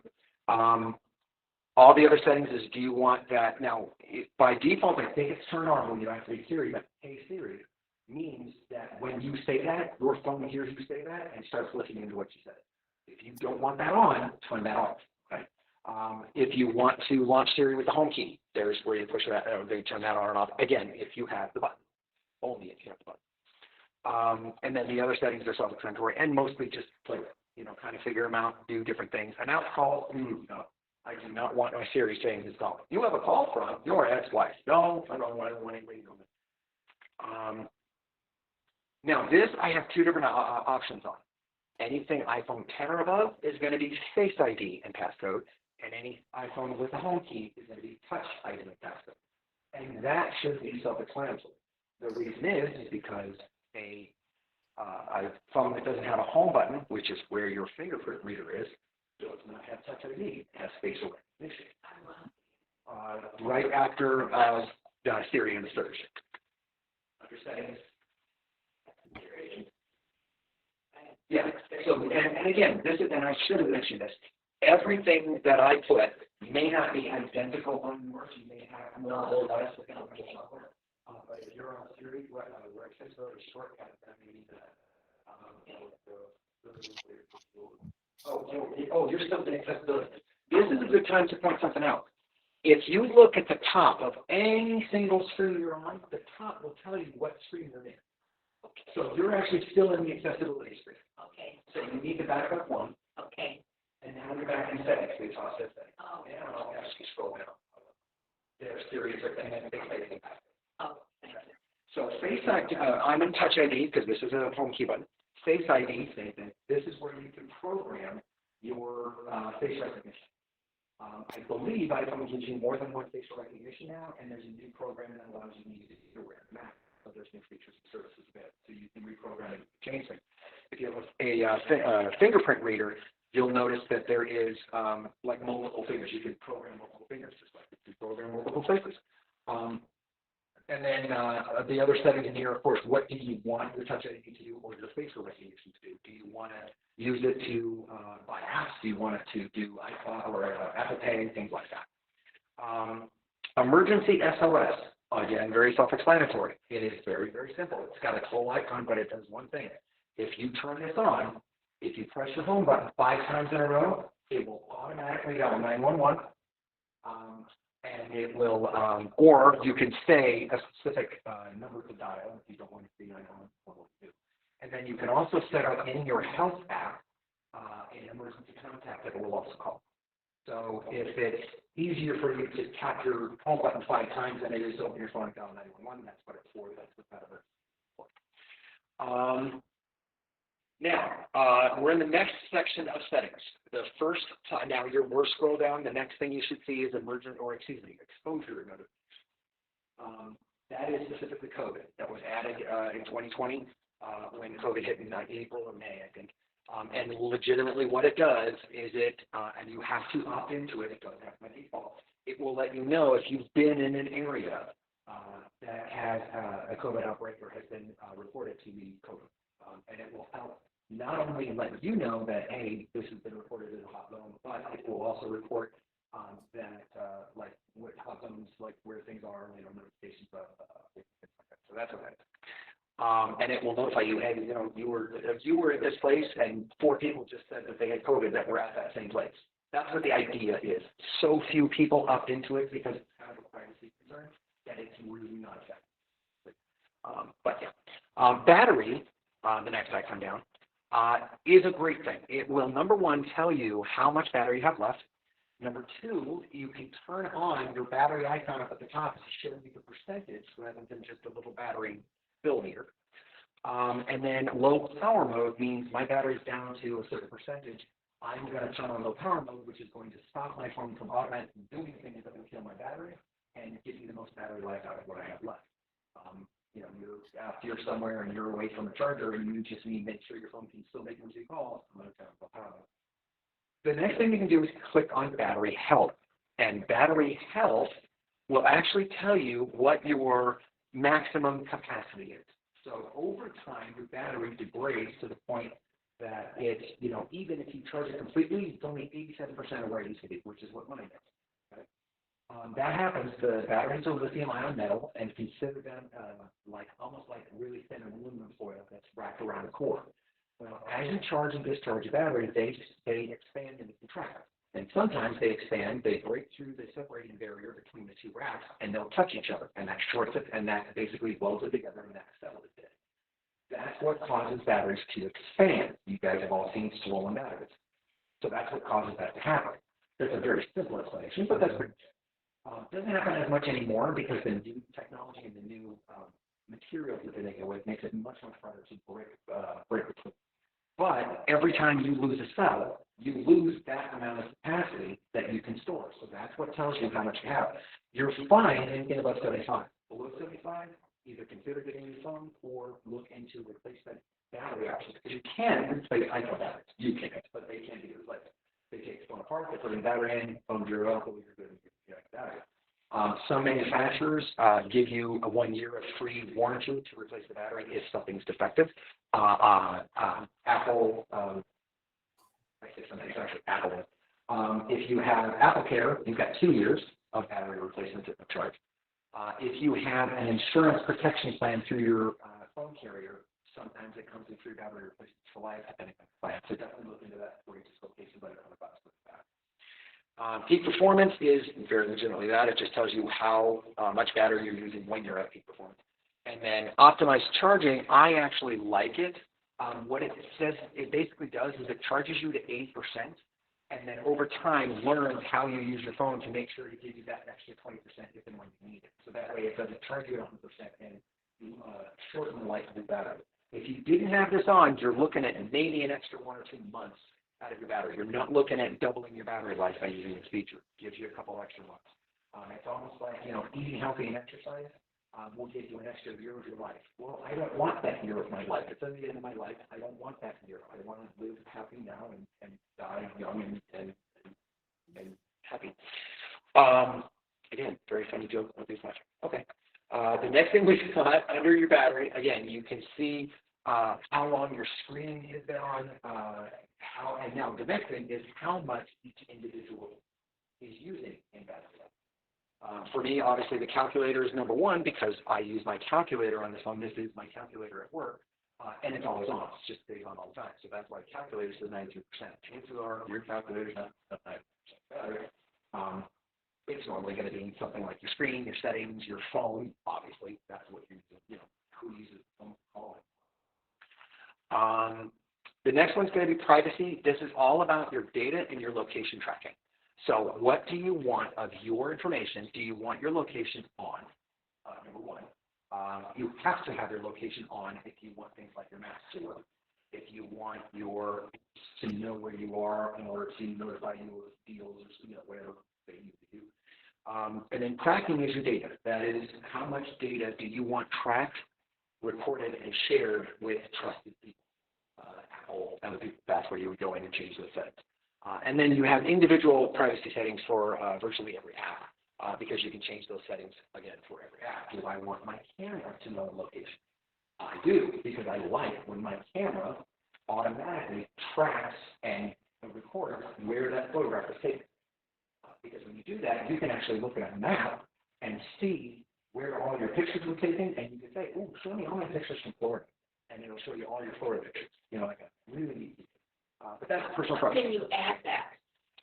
Because I have the only options I have are Facebook and Instagram.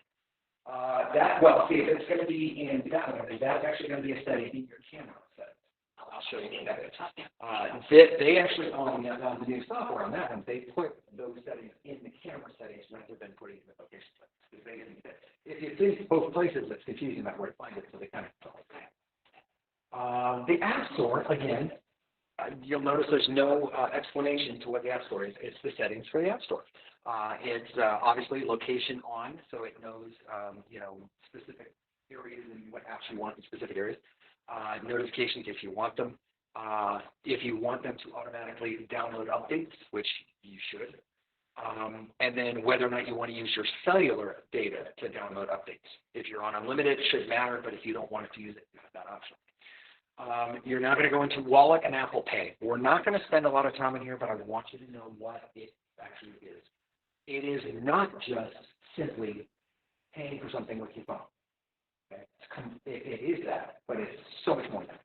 So number one, Wallet can store your credit card, gift cards, loyalty cards, driver's licenses, airplane tickets, concert tickets, movie tickets. You can store everything in your wallet. It is very legitimately a digital wallet.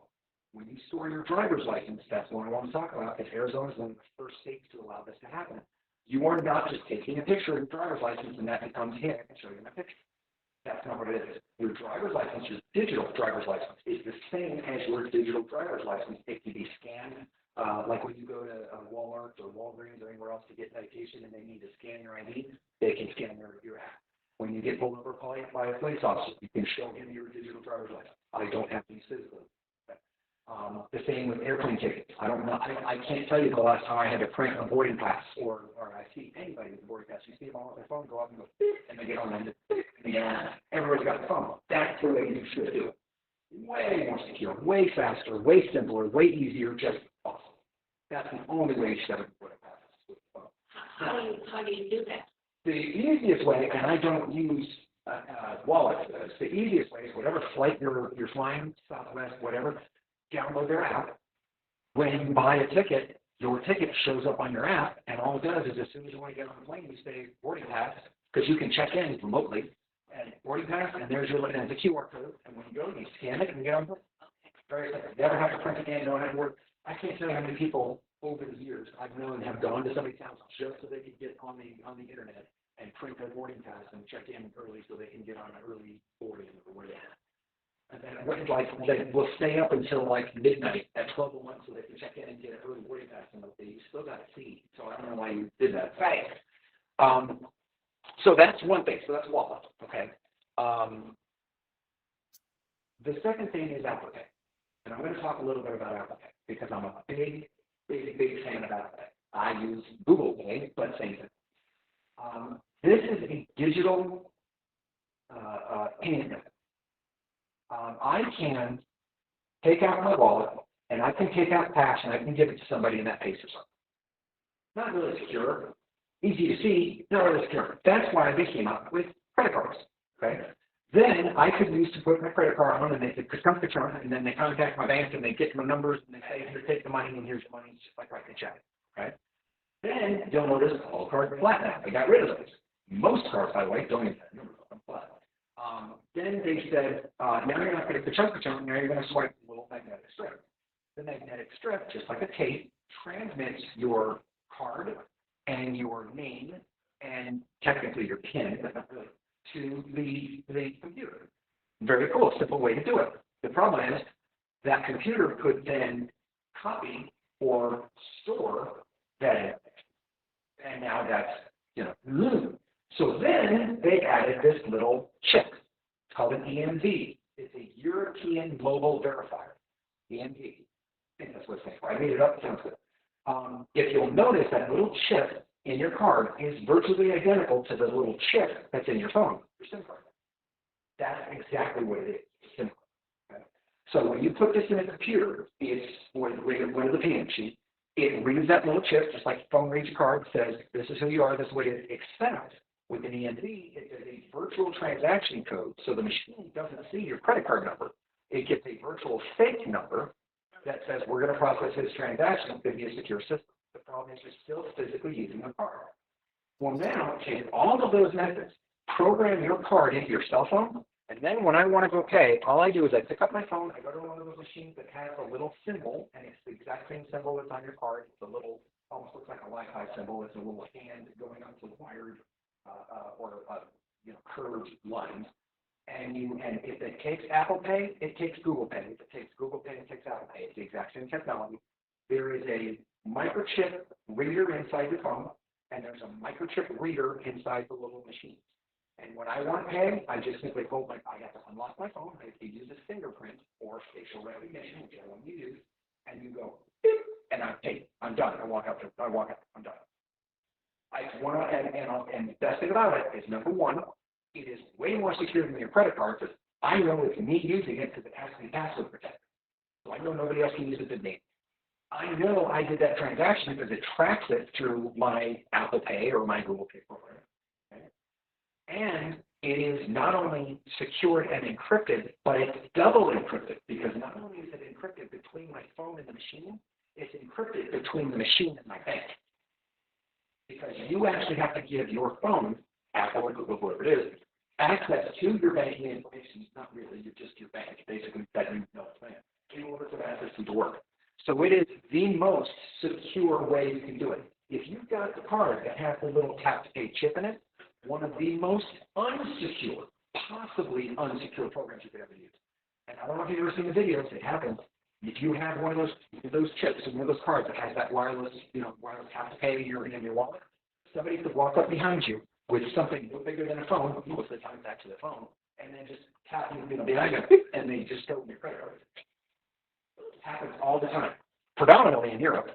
Happens sometimes here too, but you're a little bit more likely to realize that somebody's sticking their phone on your butt, but it still happens.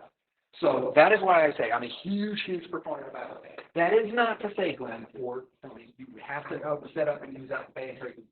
It's something you can lead your way into. I do suggest using one card and no other card. Whatever card you want to use as your primary card, whatever you use as your digital card, whatever, use one card and make sure that's the only one you use, because then if something goes wrong, I don't have 4 different cards to think which one I'm using, which one's supposed to pay. That's my soapbox. So now this is how you turn that on and set that up, because Apple Cash is another feature of this that allows you to send money to somebody by holding your phone tool. Here, let me give you $20. I just gave you 20. I love that. I just gave you $20. Very, very simple thing. I love that, and that's coming to all operating systems soon. And then you can add multiple cards and use it for use it online or use it in store. And Apple now extended the ability to do Apple Pay with an Apple card. As their own card, it's through. It sounds like a high-end like but it's actually a real like a legitimate card. And they're heavy-duty cards. They're thick cards. They're like I mean, they're but it's heavy. But it's it's basically virtually just a blank card. It's very cool. But that's all it is. And that's again for the level of security. You can have it for virtually whatever you want. And then expired passes just simply means once whatever it was, a movie, whatever it is, once it's gone, get rid of it. Just hide it.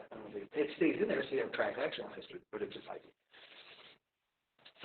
So access when locked, if I'm on a phone with a button, I can double click the home button and access Apple Pay. Or on your iPhone 10 or above, or iPhone 12, you would double click the home key and lock. So that's how you use it. And I say the home key, the multi-function button, that button. Passwords, again, self-explanatory. This is where you would save, store, and view any saved or secured passwords for your device. If you want to save passwords in there, that's where it was. And autofill, basically, when you're in certain sites, it will automatically enter those passwords for you if it recognizes it. I like that a lot because it helps ensure that you're on a secure site and you're on a real site. So you don't go to wellsfargo.com and you log in. If it's not really Wells Fargo, it's not going to put the password in there for you. So that's some other things I like. Contacts, again, just a setting specific to your contacts, how contacts are displayed. You can have multiple accounts. For example, I have 3 different accounts that I have contacts in. I have my HOA, I'm on the board of my HOA, so I have those contacts. Everybody who lives in my community, I have on one. I have the contacts for everybody with Google on another contact list, and then I have my personal contacts. I can differentiate so they're not all on one. Okay? So I'm not basically sending an email that might go to you when it was actually meant for my interact. SIM contacts, 900 times out of 10, you're not going to use SIM contacts. And I say that because you're not storing contacts on your SIM. Do not store contacts on your SIM. Keep your contacts off your SIM card. Any other way I'd say that might be beneficial. Just don't put contacts on your SIM card. On the SIM card. Yep. And that's all you need to know. Because don't let it do it. It'll ask you, do you want me to put these on your SIM card? Say no.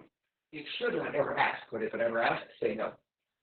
It's a feature that Sims used to be able to do is store your contacts on your SIM card so you can move them from phone to phone when back in the day. But you can only store 250 contacts.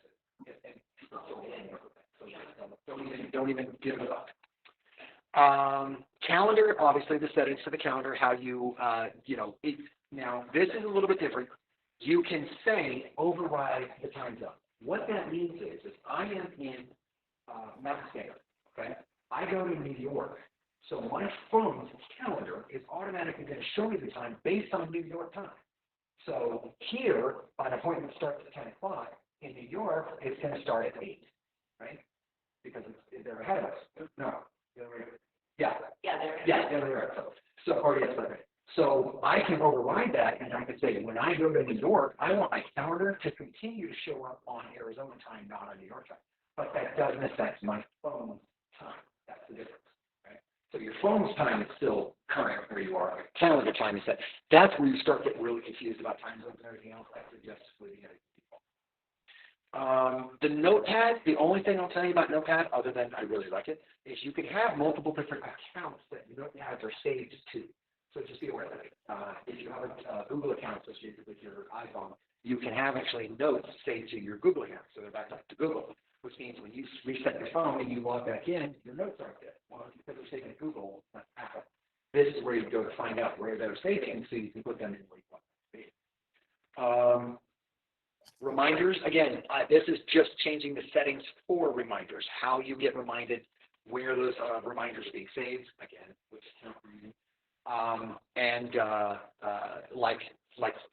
think there's even an option for how long a reminder is set for, like, the time period, things like that. So that's basically just settings for reminders. Now in settings, we've bypassed virtually everything. Now we're down at what I consider to be the 3 more important settings. And number 1 is going to be at the top, and you're just under settings, you're going to see this phone. Your phone settings are how you change any specific phone feature.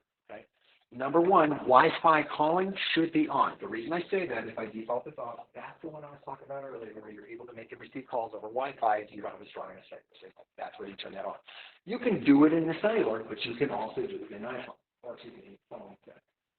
But again, access is like the notifications, the incoming calls. Do you want it to be a banner?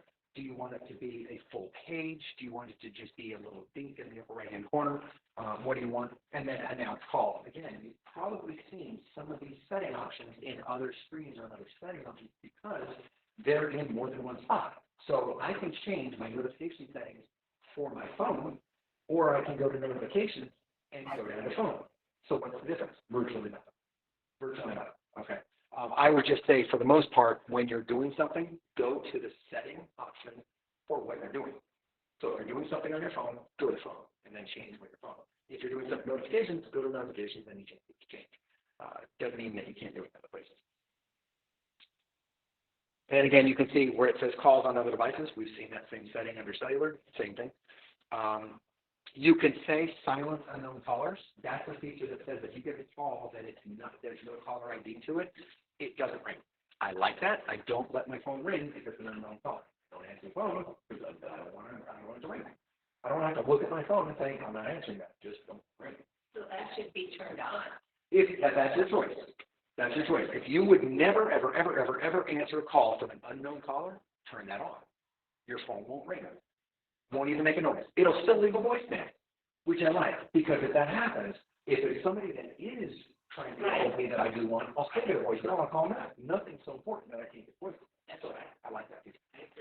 And then, again, we talked about the silence, the call blocking and identification. Your phone has a call blocker built into it. That's where you'd access those. You can block individual contacts. I'm going to tell you, as best as I can, avoid blocking contacts. Just don't, it's not going to do you any good. If somebody's calling you and you don't ever want to get that call again, you're never going to get that call again from the same number. They're going to change the caller ID and call from a different number anyway. So blocking a contact does nothing but fills your contact block list up with a ton of numbers that don't do anything. If you're getting a lot of spam calls, invest, and I say that most companies have a free call blocking app. Every manufacturer, any other carrier has a free call blocking app. And they're very, very good. And that's what I would invest in. And I say invest, there's no fee, there's no charge. There are some pro versions of them that give you features, but they're free. Trying to block, because you're blocking contacts and doing any good blocking contacts. Because they're never going to call that ever.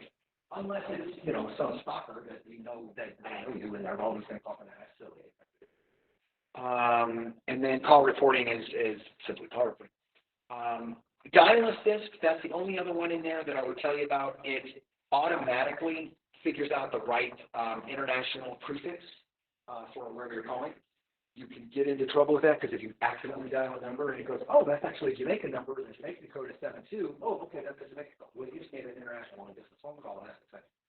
So you can get into trouble with that. I don't use silences. If I don't dial the number right, I'll know I didn't dial that. Messages modifies specifically your message settings. The most important thing is your iMessage settings. And I'm going to tell you one of the most important settings in messaging. When you're in here, again, you can allow your messages to access specific applications, set up your notifications, things like that. iMessage on means do you want your phone to use iMessages? To give a very brief rundown, and I think, Glenn, you might have been in one of these workshops. There is a difference between text messaging and iMessaging. If you get a text and it's blue, that's an iMessage. If you get a text and it's green, that's a text message. It's not an iMessage. If it's a blue message, it's Apple to Apple. If it's a green message, it's Apple to any other operating system. Right, okay. That's what now, you can turn on iMessage. I don't want to use iMessage. I want everything to be text. You can do that. Turn it off. Or you can say, leave it like this, where if I text Apple to Apple, it's an iMessage. The only reason you would want to do that, and the only benefit that iMessaging gives you is, number one, you can do more with iMessaging, like you can play games, and you can send video, and you can send high-quality pictures, and you can send a lot more because it's an internet network connection. It is not a text, so you're basically sending a message over the internet. And then the other benefit is you can see when somebody has received your message, you can see when they read your message, and you can see them type it. You can't see what they're typing until they type it, but you will not come up so you can see them type. I like that. Android just launched a version of that, or I say just launched it about 2-3 years now. But that's called RCS, with communication system. That might be integrated with Apple sometime soon. As of right now, you cannot iMessage on anything but Apple to Apple at all, and you cannot RCS message on an iPhone. So you can't get those high-end messages from Android to iPhone, doesn't work, and you can't do iMessaging with anything but another iPhone, which doesn't really matter. But here's where it does. If you, under that setting, there's one setting here that says send as SMS.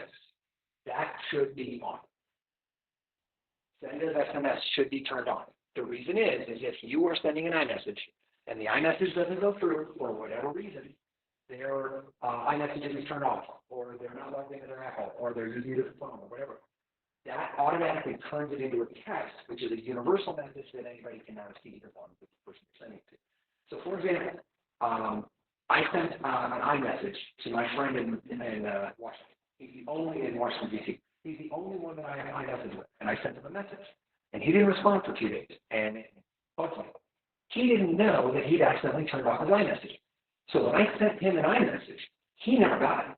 It didn't say, oh, here's an iMessage. No, it just didn't send it because Apple said, I'm sending this to this iPhone. I'm not sending it to that phone number. I'm sending it to the iPhone, which is one of the reasons that you'll see right here where it says send and receive with 2 different addresses. One of them is your phone number. The other one is your email address. So you can iMessage to the email address as long as it's not Apple. The reason is you can iMessage to an iPad. iPads don't have phone numbers. So you iMessage on an iPad with your Apple ID, which is your email. So that's what it is.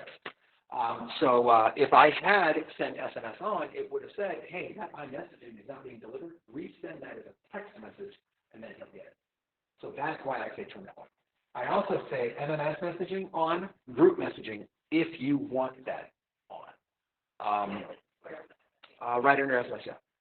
And then the rest are your choices. You can block them right. MMS messaging is multimedia. That means you want to be able to get picture messages via text. Of course you do. If you turn that off and a family member sends you a picture, you don't get it. Okay? Unless they're an iPhone. If they have anything over an iPhone and they send you a picture, you won't get it if that is turned off. And then group messaging is, again, you get one message that 10 different people are in this conversation. There are goods and bads to group messaging on text. The good is you can send one message to 10 different people.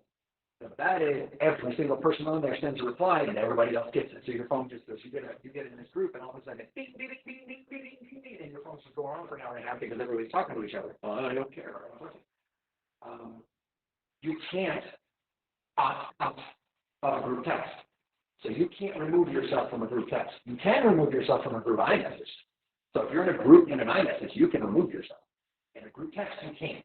The only thing that you can do in a group text is the original person that created that group has to delete the group. Okay, and the problem is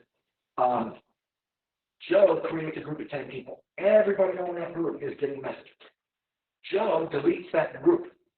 If Mary then replies to that group, everybody else is still getting the message. So you get the group message on the text, and it is miserable. You're just going to get inundated with text for the rest of your life, and you just got to tell everybody to delete. So that's one of the reasons iMessage and RCS exist, is those kind of things.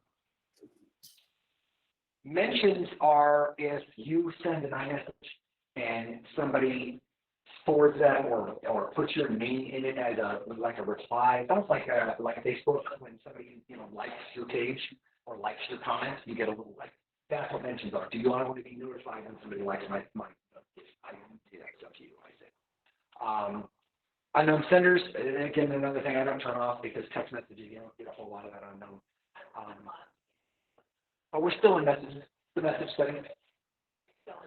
In message I settings. am in message. Yeah. I am. Now, again, some of these settings may be different than you. Oh. Okay. Yeah, some of them may be different. If you see something here, again, it's going to be very similar to what the options are. And 99% of everything is going to have an explanation underneath it what it is. And then audio messages, what that is you can actually, instead of sending a text, you can record your voice and send your voice. And this says expire. If it's not received after 2 minutes, make it expire. And I don't know why. Next, you have FaceTime. That is very, very close, it's closely related to iMessaging. In and that, the account and the logins for both are very similar. So if you don't have iMessaging, you can't do FaceTime with that person. FaceTime is video chat. So the only thing you can't do on FaceTime is group FaceTime, which is changing. iOS 16 is coming out and going to let you do group FaceTime. It's kind of cool. Very limited, but it's cool. So FaceTime is just like everything else. You have your notification settings and your thing.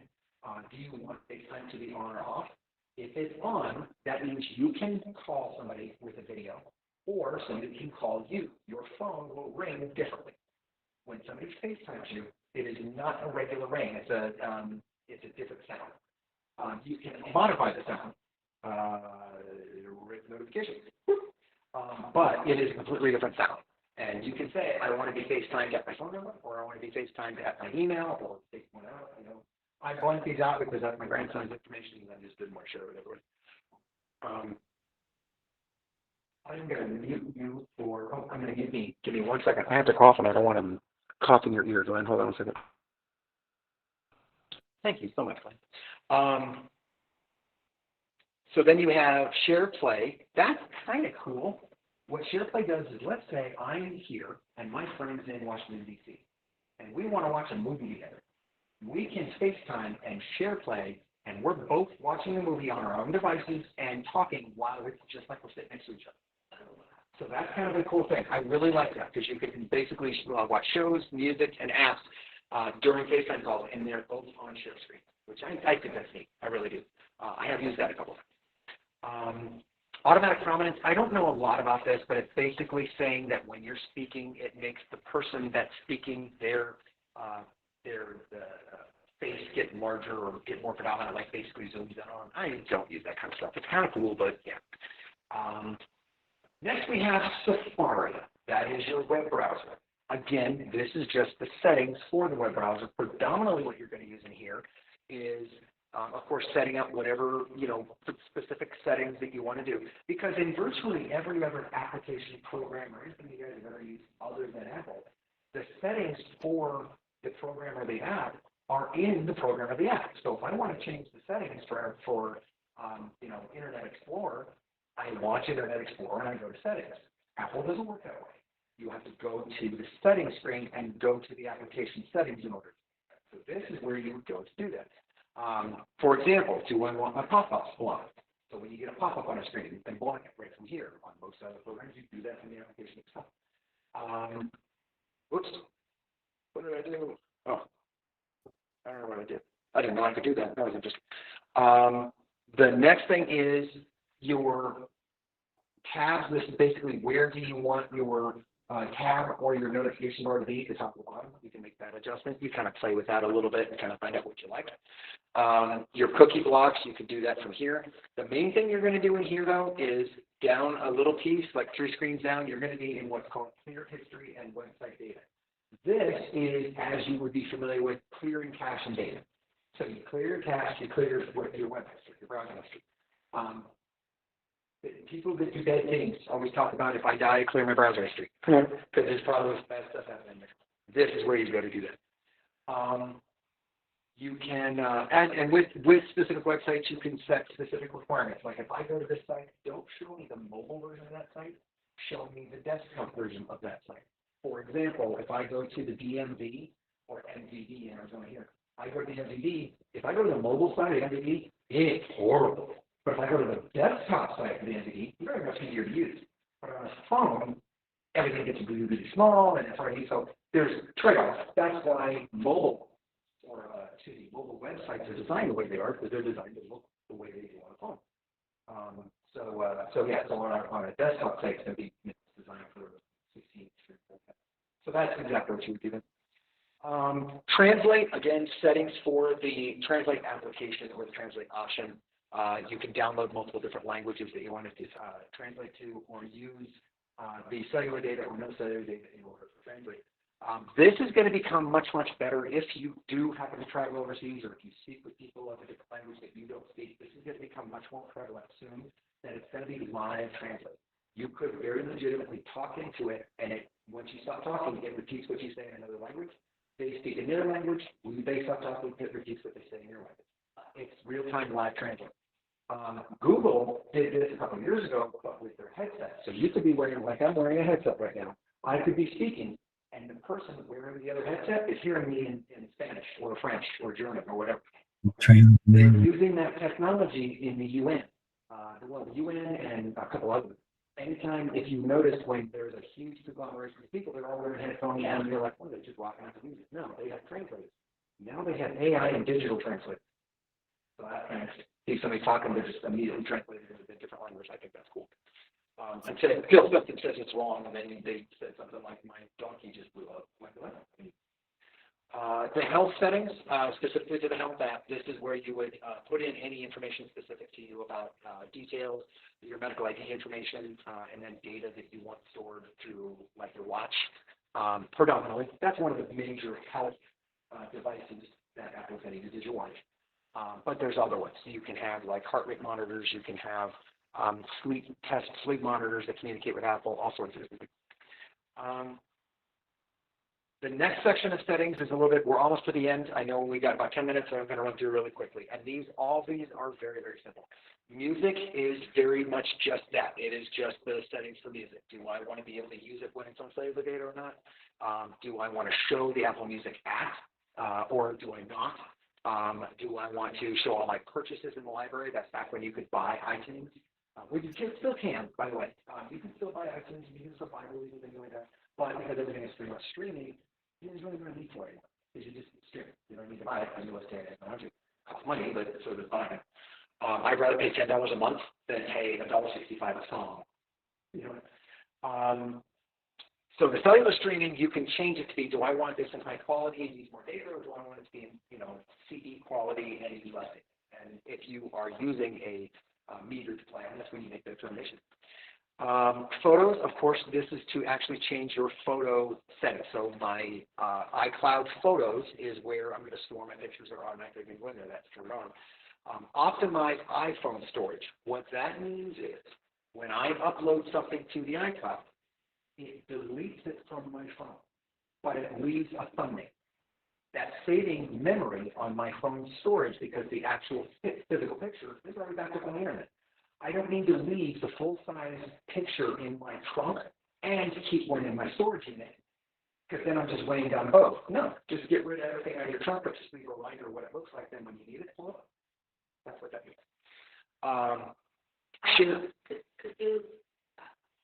Sorry, I asked somebody. No, that's fine. That's what it is. So basically, when you take a picture, Yeah. Your phone, by default, if this is turned on, automatically backs that up when it's in Wi-Fi, automatically backs that pictures up to iCloud. Then this option here says if your phone gets low on space, save that space by getting rid of the full resolution photos and replace it with a smaller device size version. So just shrink it down, basically getting the thumbnail. Okay, so it'll just be a little. No, you'll still see it like normal. You won't know the difference. This is all back in the background. Oh, okay. If you need that picture and you want the full resolution, you click on it and you'll re-download it from the cloud. Okay. But it just doesn't leave the full-size picture.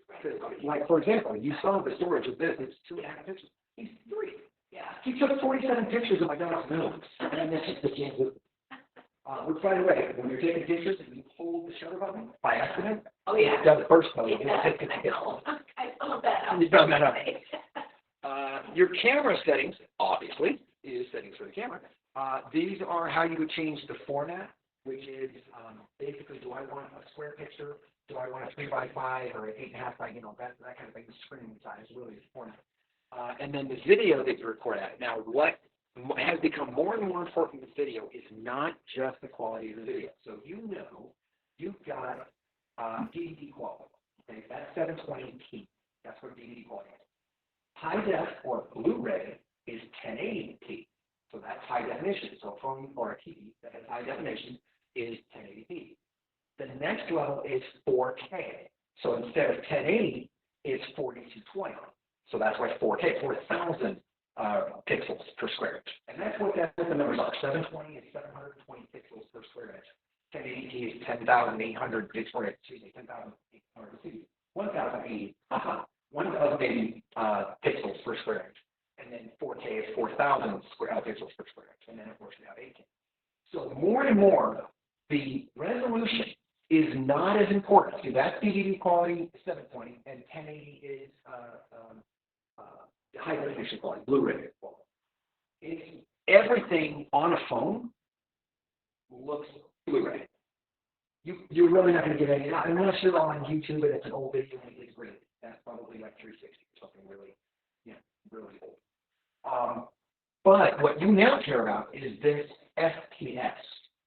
So 1080 at 30 FPS is about as basic as you can get video recording on a phone now. So that's basically Blu-ray quality at 30 frames per second. FPS is frames per second. So for every second that passes, I'm taking 30 pictures. The standard for video recording now is a minimum of 60 FPS, 60 frames per second, which just makes that video look so much smoother because you've got now 60 pictures every single second. Well, think of it. If I'm taking 30 pictures a second, it's going to take up this much space. And if I take 60 frames a second, it's going to take up this much space. So the more frames per second, the smoother the video, the more storage. Your phone, the one you have in your hand, can record at 8K, 120 frames per second. So now you take a 1080, make that 4 times bigger. Boom. Okay, now you take that 4 times bigger and say instead of 30 frames per second, let's do 120 frames per second. Now this turns into 4 times bigger than this. So that one video you took that was originally 100 megabytes at 8K 120 frames is now about a half a gigabyte, about 500 megabytes of storage. Lots and lots of storage. Video takes up a lot of space. So if you don't care about the high quality frame rate and setting, set yourself to 1080/30. That's as good as you need. If you are going to a sporting event, you're going to a family's race or something like that, you can go into the video settings and say, okay, so leave it 1080 because that's still Blu-ray. Make it 1080, but make it 60 frames per second. Now, when I record, it's going to get a lot smoother when something's running. Now, let's slow it down and then that's why slow-mo, if you'll notice the slow-mo setting, it's only set at 720 240. So it's only 720. It can't go higher than that because it's recording slow-mo. But we're doing 240 frames every second. Whereas regular video is 30. Yeah, I can't say it. Okay? So that's what we're talking about frame. Now, when we're talking about video frame rate, that is exactly transferable to phone frame rates, the screen frame rate. That's what they're talking about on phones now. Is your phone actually is 60 hertz or 60 frames per second in terms of its refresh rate. So when you swipe left and right and scroll up and down, or you're doing stuff on your phone, it looks a lot smoother than on older phones that when you did it, it kind of looked jitter, kind of jumped around. Well, I have the option, actually. Yes, you can change the settings and change the frame rate. That's actually a display, you can change your frame rate. Which one would you recommend? I Also, have 60. I have it, okay, I have it at 30, so I have. Put it on 60, it's cleaner. Okay. Even if it's a little bit more battery, but it's worth it for the experience. Yeah, if you have a phone, you use the phone. Might as well use the phone. Yeah, exactly. This also lets you turn on or turn off scanning QR codes with your phone. That just simply means when I open my camera and I point it at a QR code, it's going to pop up with a, hey, I just saw a QR code. Do you tap here to go to that website? Some people don't like that. I love it. I use it all the time when I hear things. The composition grids and mirror fonts basically says the grid will put up a 9x9 grid. Actually, a 3x3 grid. 3x3, 3 boxes, 2 boxes, 3 boxes. What that's for is basically for you. If I'm taking a picture of something, I want what the picture is to be in the center box. So if I'm taking a picture of you, your face is in the center of the box. If you're doing compositing, or if you're doing, I want some, pretty pictures, or I want something unique, so I'm going to put the subject in a different area and but that's important. And then mirror fonts, or mirror front, that basically means when I'm on the forward-facing camera, I want it to be a mirror rather than what the camera sees. So if you'll notice, when you look at a mirror, you turn your head left, or when you're looking at your selfie camera, okay, and you turn your head left, your face follows you like it's a mirror. That's not what they see. They see your face going the other direction. So if you look to your left in your camera screen, your face turns to the right because that's a mirror. That's what happens in a mirror. They see your face turn to the left. You see a mirror because it's really weird to see you do something and your screen or your mirror image is doing something different. So that option says automatically mirror rate, so it looks like what it should. That's what I'm saying. And then HDR, just keep normal. Podcasts, very simple. These are your ability to actually save, access and get into podcasts. If you don't do podcasts, it's cool. Download a podcast app. It's completely free. Most podcast apps are free. They have, but they're all of them. And you can find a podcast for virtually anybody on the face of the earth to find a subject matter that you're interested in. If you guys are anything like me, one you might want to try and please listen to is Mike Rowe. He's the guy that used to do Dirty Jobs. Does again, so he did again. Mike Rowe, he has a podcast called The Way I Heard It. There's about 200 of them that he does. And if you guys remember Harvey, no, I can't think of his name. Steve, thanks. He used to do a show called it was just a quick synopsis. He did the news and just wanted to raise voices out there, but then he did the rest of the story. Do you know what I'm talking about? And, back in the 50s and 60s, maybe you remember that. Do you know what I'm talking about? The radio personality that did the rest of the story. God, you know what? That's gonna bug me now because now I gotta find it. Good day. Rest. Then this is what I love about any smartphone is that I don't know something, I can just look it up, and then I find it and Google it. Yep, that's right. Paul Harvey. I said Harvey. Paul Harvey, one of my all-time favoriteest of all-time people, celebrities, anything like that. Oh, it's not my Rowe. Paul Harvey is back in he passed away 40 years ago. But he used to do the rest of the story. He would do this entire story, and then at the very end, give you the twist. Oh, God, you knew who this was. Mike Rowe does his version of that same thing, and in fact, he pays respects to Paul Harvey for doing it. And he does virtually the same thing. He writes them all himself, and he tells you this whole story. And as you tell it, you find out, oh my God, that was about this.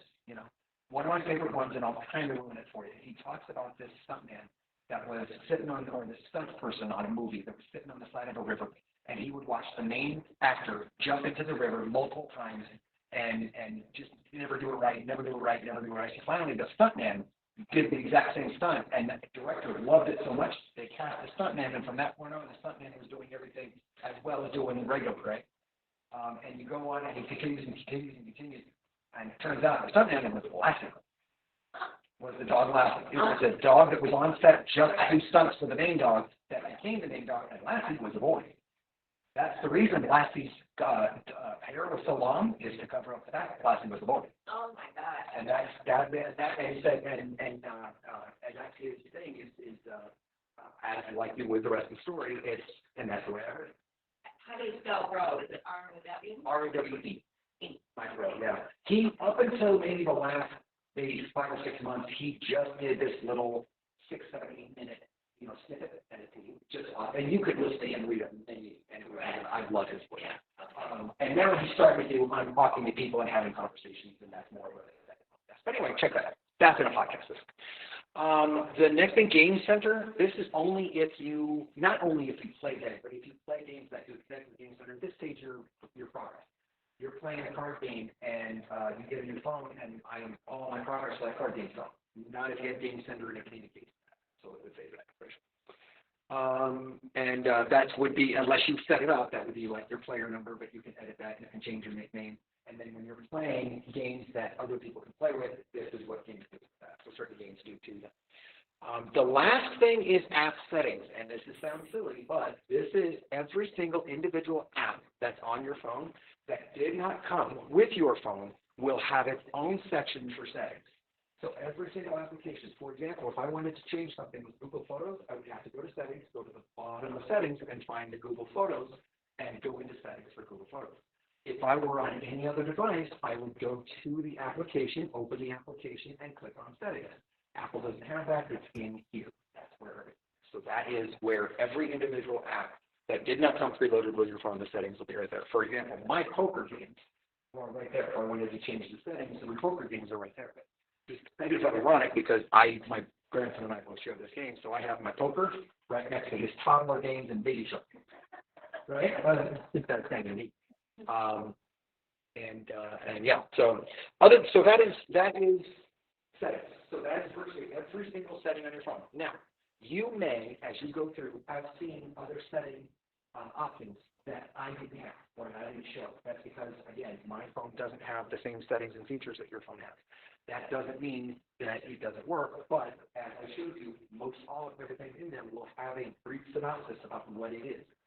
Everything about your phone is just experimenting, looking at it, changing, but knowing what you changed. So if you don't like it, you can change it back. And that's where people get into problems, is you'll go into settings and you'll make a whole bunch of changes, and then you don't like how anything works and you don't know how to fix it. Okay? That's when you go in and you reset everything, bring back factories, whatever. So if you're going to change something, just jot down where you are and what you're changing so you know how to get back to them.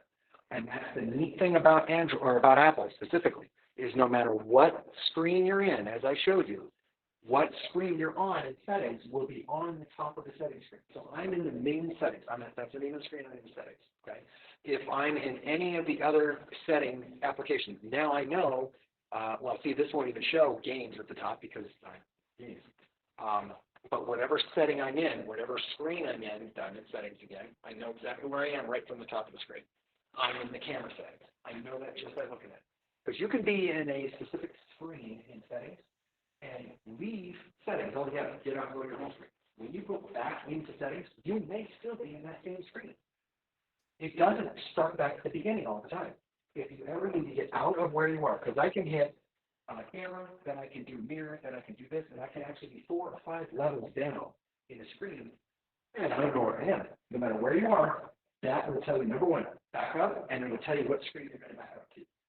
So that's what the arrow and settings mean. If I want to go back, I've got to back up to the settings screen. The settings screen will take me to the main setting.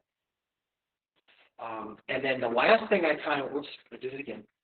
The last thing, I don't know if I put it in here. Let me see if I did. I think I just wanted to give you a little reminder about buttons, and I did not. No, I did not. I thought I did, but I did not. Just as a reminder, if you do not have a home button, your entire phone, front of your phone is a screen. It is not a, you don't have a home key, you don't have anything like that. Then your volume keys are just like on every phone, volume up, volume down. If you want to do a screenshot, you want to take a picture of what's on your screen, that's press and hold volume down and power for a second. just click it and let go, and you'll see your screen do a flash, and it'll make a camera sound. That's how you do a screenshot. Okay. The mute switch above the volume key still puts your phone into silent. I do not use that switch. I hate that switch. I think it's the most worthless switch on the face of the earth. I hope we get rid of it. Oh, I Don't use it. don't do that. Don't use it ever. You start getting used to using Do Not Disturb. Because if you flip that switch, that's a physical. I have to turn it back on again. Yeah. If you forget, you're never going to get a phone call. Yeah. It's an emergency. Your family's trying to reach you, and your phone's on silent. If you do not disturb, you can say, put it on do not disturb, but turn it back off in 2 hours, and then it turns itself off. On a non-home key button, again, your side button becomes Siri. If you push and hold Siri, it will, if you push and hold button, it will launch Siri. Or if you have, as we saw in the settings, if you have a Siri turned on, it will just start listening to you. If you double click that button, it will launch Apple Pay. And you can do other things. Accessibility, you can change what that button does. And that's it. So those are the only features about those three. And get used to not having it. Apparently, and rumor has it, that the iPhone 14 is getting rid of one or more of the buttons for a haptic button. The iOS 14 will most likely no longer use the lightning plug. It's going to be changing to the USB Type-C plug. Europe changed the standard requirements. So when EU says, no, you can't use the charger anymore, Apple's going to go, okay. So most likely, whether or not the 14 will switch to iOS, the new plug, the 15 has to, but I think the 14, not sure, but that's minimal. You get a new cable to point, or it'll come with it. The other big, there's some software changes that came out, and I'm talking about, when I say talking about, Apple had, they're called their WWDC, which is basically the developers conference, and they released a lot of information. There are new MacBooks, there's a new MacBook Air, and there's a new MacBook Pro. Both of them are very, very nice. They're very, very identical to every other iPad that's been out, or every Mac that's been out. Just have a much better good set. There's a new iPad coming, no big difference. They did not release the new AirPods, which I was kind of hoping they did, but they didn't because they're supposed to be. And if you see, these AirPods have that little stem. Now, these are the AirPod Pros, and they have that little stem. The newest AirPod Pro is supposed to have no stem. So it's basically just a plug in, which is really nice. I'm going to tell, you have to find out whether or not AirPods are going to work for you. And what I say is, make sure if you buy a pair, if you want to buy a pair, whether they're the AirPods or the AirPod Pro, buy them from somewhere you know has a return policy, so you can wear them for a couple of weeks and find out, do I like them, do I want to use them, do I want to keep them, then if you don't like them, you can take them back. Apple, they can buy them and return them from there. Amazon, of course, is a great place to buy because you can return them from there. Just make sure there's a good return policy because some people don't have. But I have found the sound quality, the fit, and the comfort of the AirPods Pro, another $250, totally worth every bit of the money. Sound, noise cancellation, and everything. But I can't wear them for longer than about 2 hours. After about 2 hours, it starts getting a little low. The other ones, the AirPods, which they're modeled after the original what came in your phone, they're much more comfortable. They just don't have as good sound because they're not so soft. They're, but they're much more comfortable. I can wear those for days. But if you're looking for a good set, now that's if you're looking for audio that has the true wireless, no cable, no anything. If you don't care about cables or wires, just use a decent set of wireless headphones. You don't have to spend the money on wireless headphones. I love wireless headphones, but I don't like cables. I work for a company that bought me a $100 wired headset for my computer, because I talk on the phone all day long. I went out and spent $400 on my own, so it's wireless. That's how much I hate wireless. I spent that much money just because I didn't want a cable. I didn't want a wire. So if you like the wireless experience, then that's a good way to go. They make, and older versions of it are less expensive, they make wired versions of Bluetooth with the wireless headphones. That they just have a little cable that goes through the back and connects. Those are really good. Apple makes a couple of different ones. Beats, who Apple owns, they make some good ones. It depends on what you're really doing. If you're listening to it, or if you're listening to music, and every once in a while going for a walk, going for a dog or something, you just want good sound.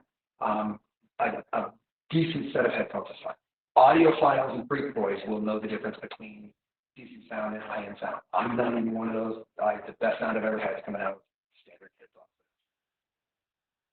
Except, be aware, your iPhone does not have a plug for a headset jack. Yeah, I So know. you either have to buy a plug that plugs into the power cord and has a headset jack in it, which works. That means just an extra cable, or just get a set of Bluetooth headphones. My favorite, and this has been true for over 10 years, my favorite set of headphones has been a set of headphones, and they still make them to this day. LG makes them. It's a little neck. It sits around your neck, a little round thing around your neck, and then the earbuds pull out of the teeth and plug in your very tiny, very small, light. You don't even feel it. All the weights around your neck. They last forever and a day. The sound quality is awesome. I normally wear them, but they were dead, so I did them. And that's normally what I do my things with, mainly because this one's actually plugging up my ear, and I can hear myself, and I don't like it. But that's been one of my favorites. LG Tones, one of the best set of headphones I've ever owned. I still have like 5 pair of them, and I use them for a wide variety of things. And they're 6, 7, 8 years old. Love that. So if you're looking for a really inexpensive, good quality sound, wireless, but you don't want something heavy sticking in your ears, and you don't want a full set of cans over your head, the LG Tones are going to be my best. That's all I have. I can catch you guys late. Glenn, do you have any questions for me? No, covered a lot. Thank you for your information. A lot to think about. Thank you. And I am going to, and I'll tell both of this to you because I'm going to send it out in email as well. I am going to, and I have 3 of them up. I'm going to post this course workshop, whatever they call it. I'm going to post it on my YouTube page so it can be accessed there. I've got 2 other workshops in. My last month's workshop, unfortunately, I did the entire workshop. I had muted the phone. I didn't even know I did it, but there's no audio for it, so I need a little thing. But this will be, repeatedly what I can, and watch it, and I will send an email out to my YouTube page, and you can go through there. No cost, of course. There's no subscription. I don't do any of that. Click here like that. Ring the bell, any of that. There's something you can access and fill it out. So thanks again, guys. Both of y'all take care. Enjoy the rest of your evening, and I will see you, if not on the next Google Gaggle, which will be on the 4th Thursday. And I don't have a subject on that yet, but that's 2 weeks from today is the 4th Thursday. Will be Google Gaggle, and again, Apple Talk is always on the 2nd Thursday. Second Thursday of every month at 6 o'clock. Your sound is so much better when you hold whatever you're holding in your hand, the phone. Otherwise, it fades in and out, staccato a little bit. Okay, well. Thank you for telling me that. I'm wondering if it's just bouncing off what it's bouncing off. Well, that makes sense because if it's here and it's okay. So when I'm talking and I got you. When you turn to the audience out there in the room, then I can hardly hear you without that in your hand. I'll remember that. And you know what? That is going to remind me. I'm always going to use that LG headset because that LG headset, the microphone is not by my ear. Because if you'll notice, that headset, which I don't even have this on, do I? Let me see. Oh, yeah, I do. So this headset, if you can see on the other meet, this headset is sitting over here and the microphone's here. So with the around the neck, the microphone's down here. So it actually gives you a lot better sound. So I will actually, I'll take that at heart and I'll make sure to get that microphone up and running and use that one. Thank you very much, Glenn. Super. Thanks again. Perfect. Oh, my pleasure. It's right there. Have a good one, guys. I have 4 answers. Give me 1 second while I actually end the so people don't want to hear all my stuff. You guys have a great, we'll see you next week.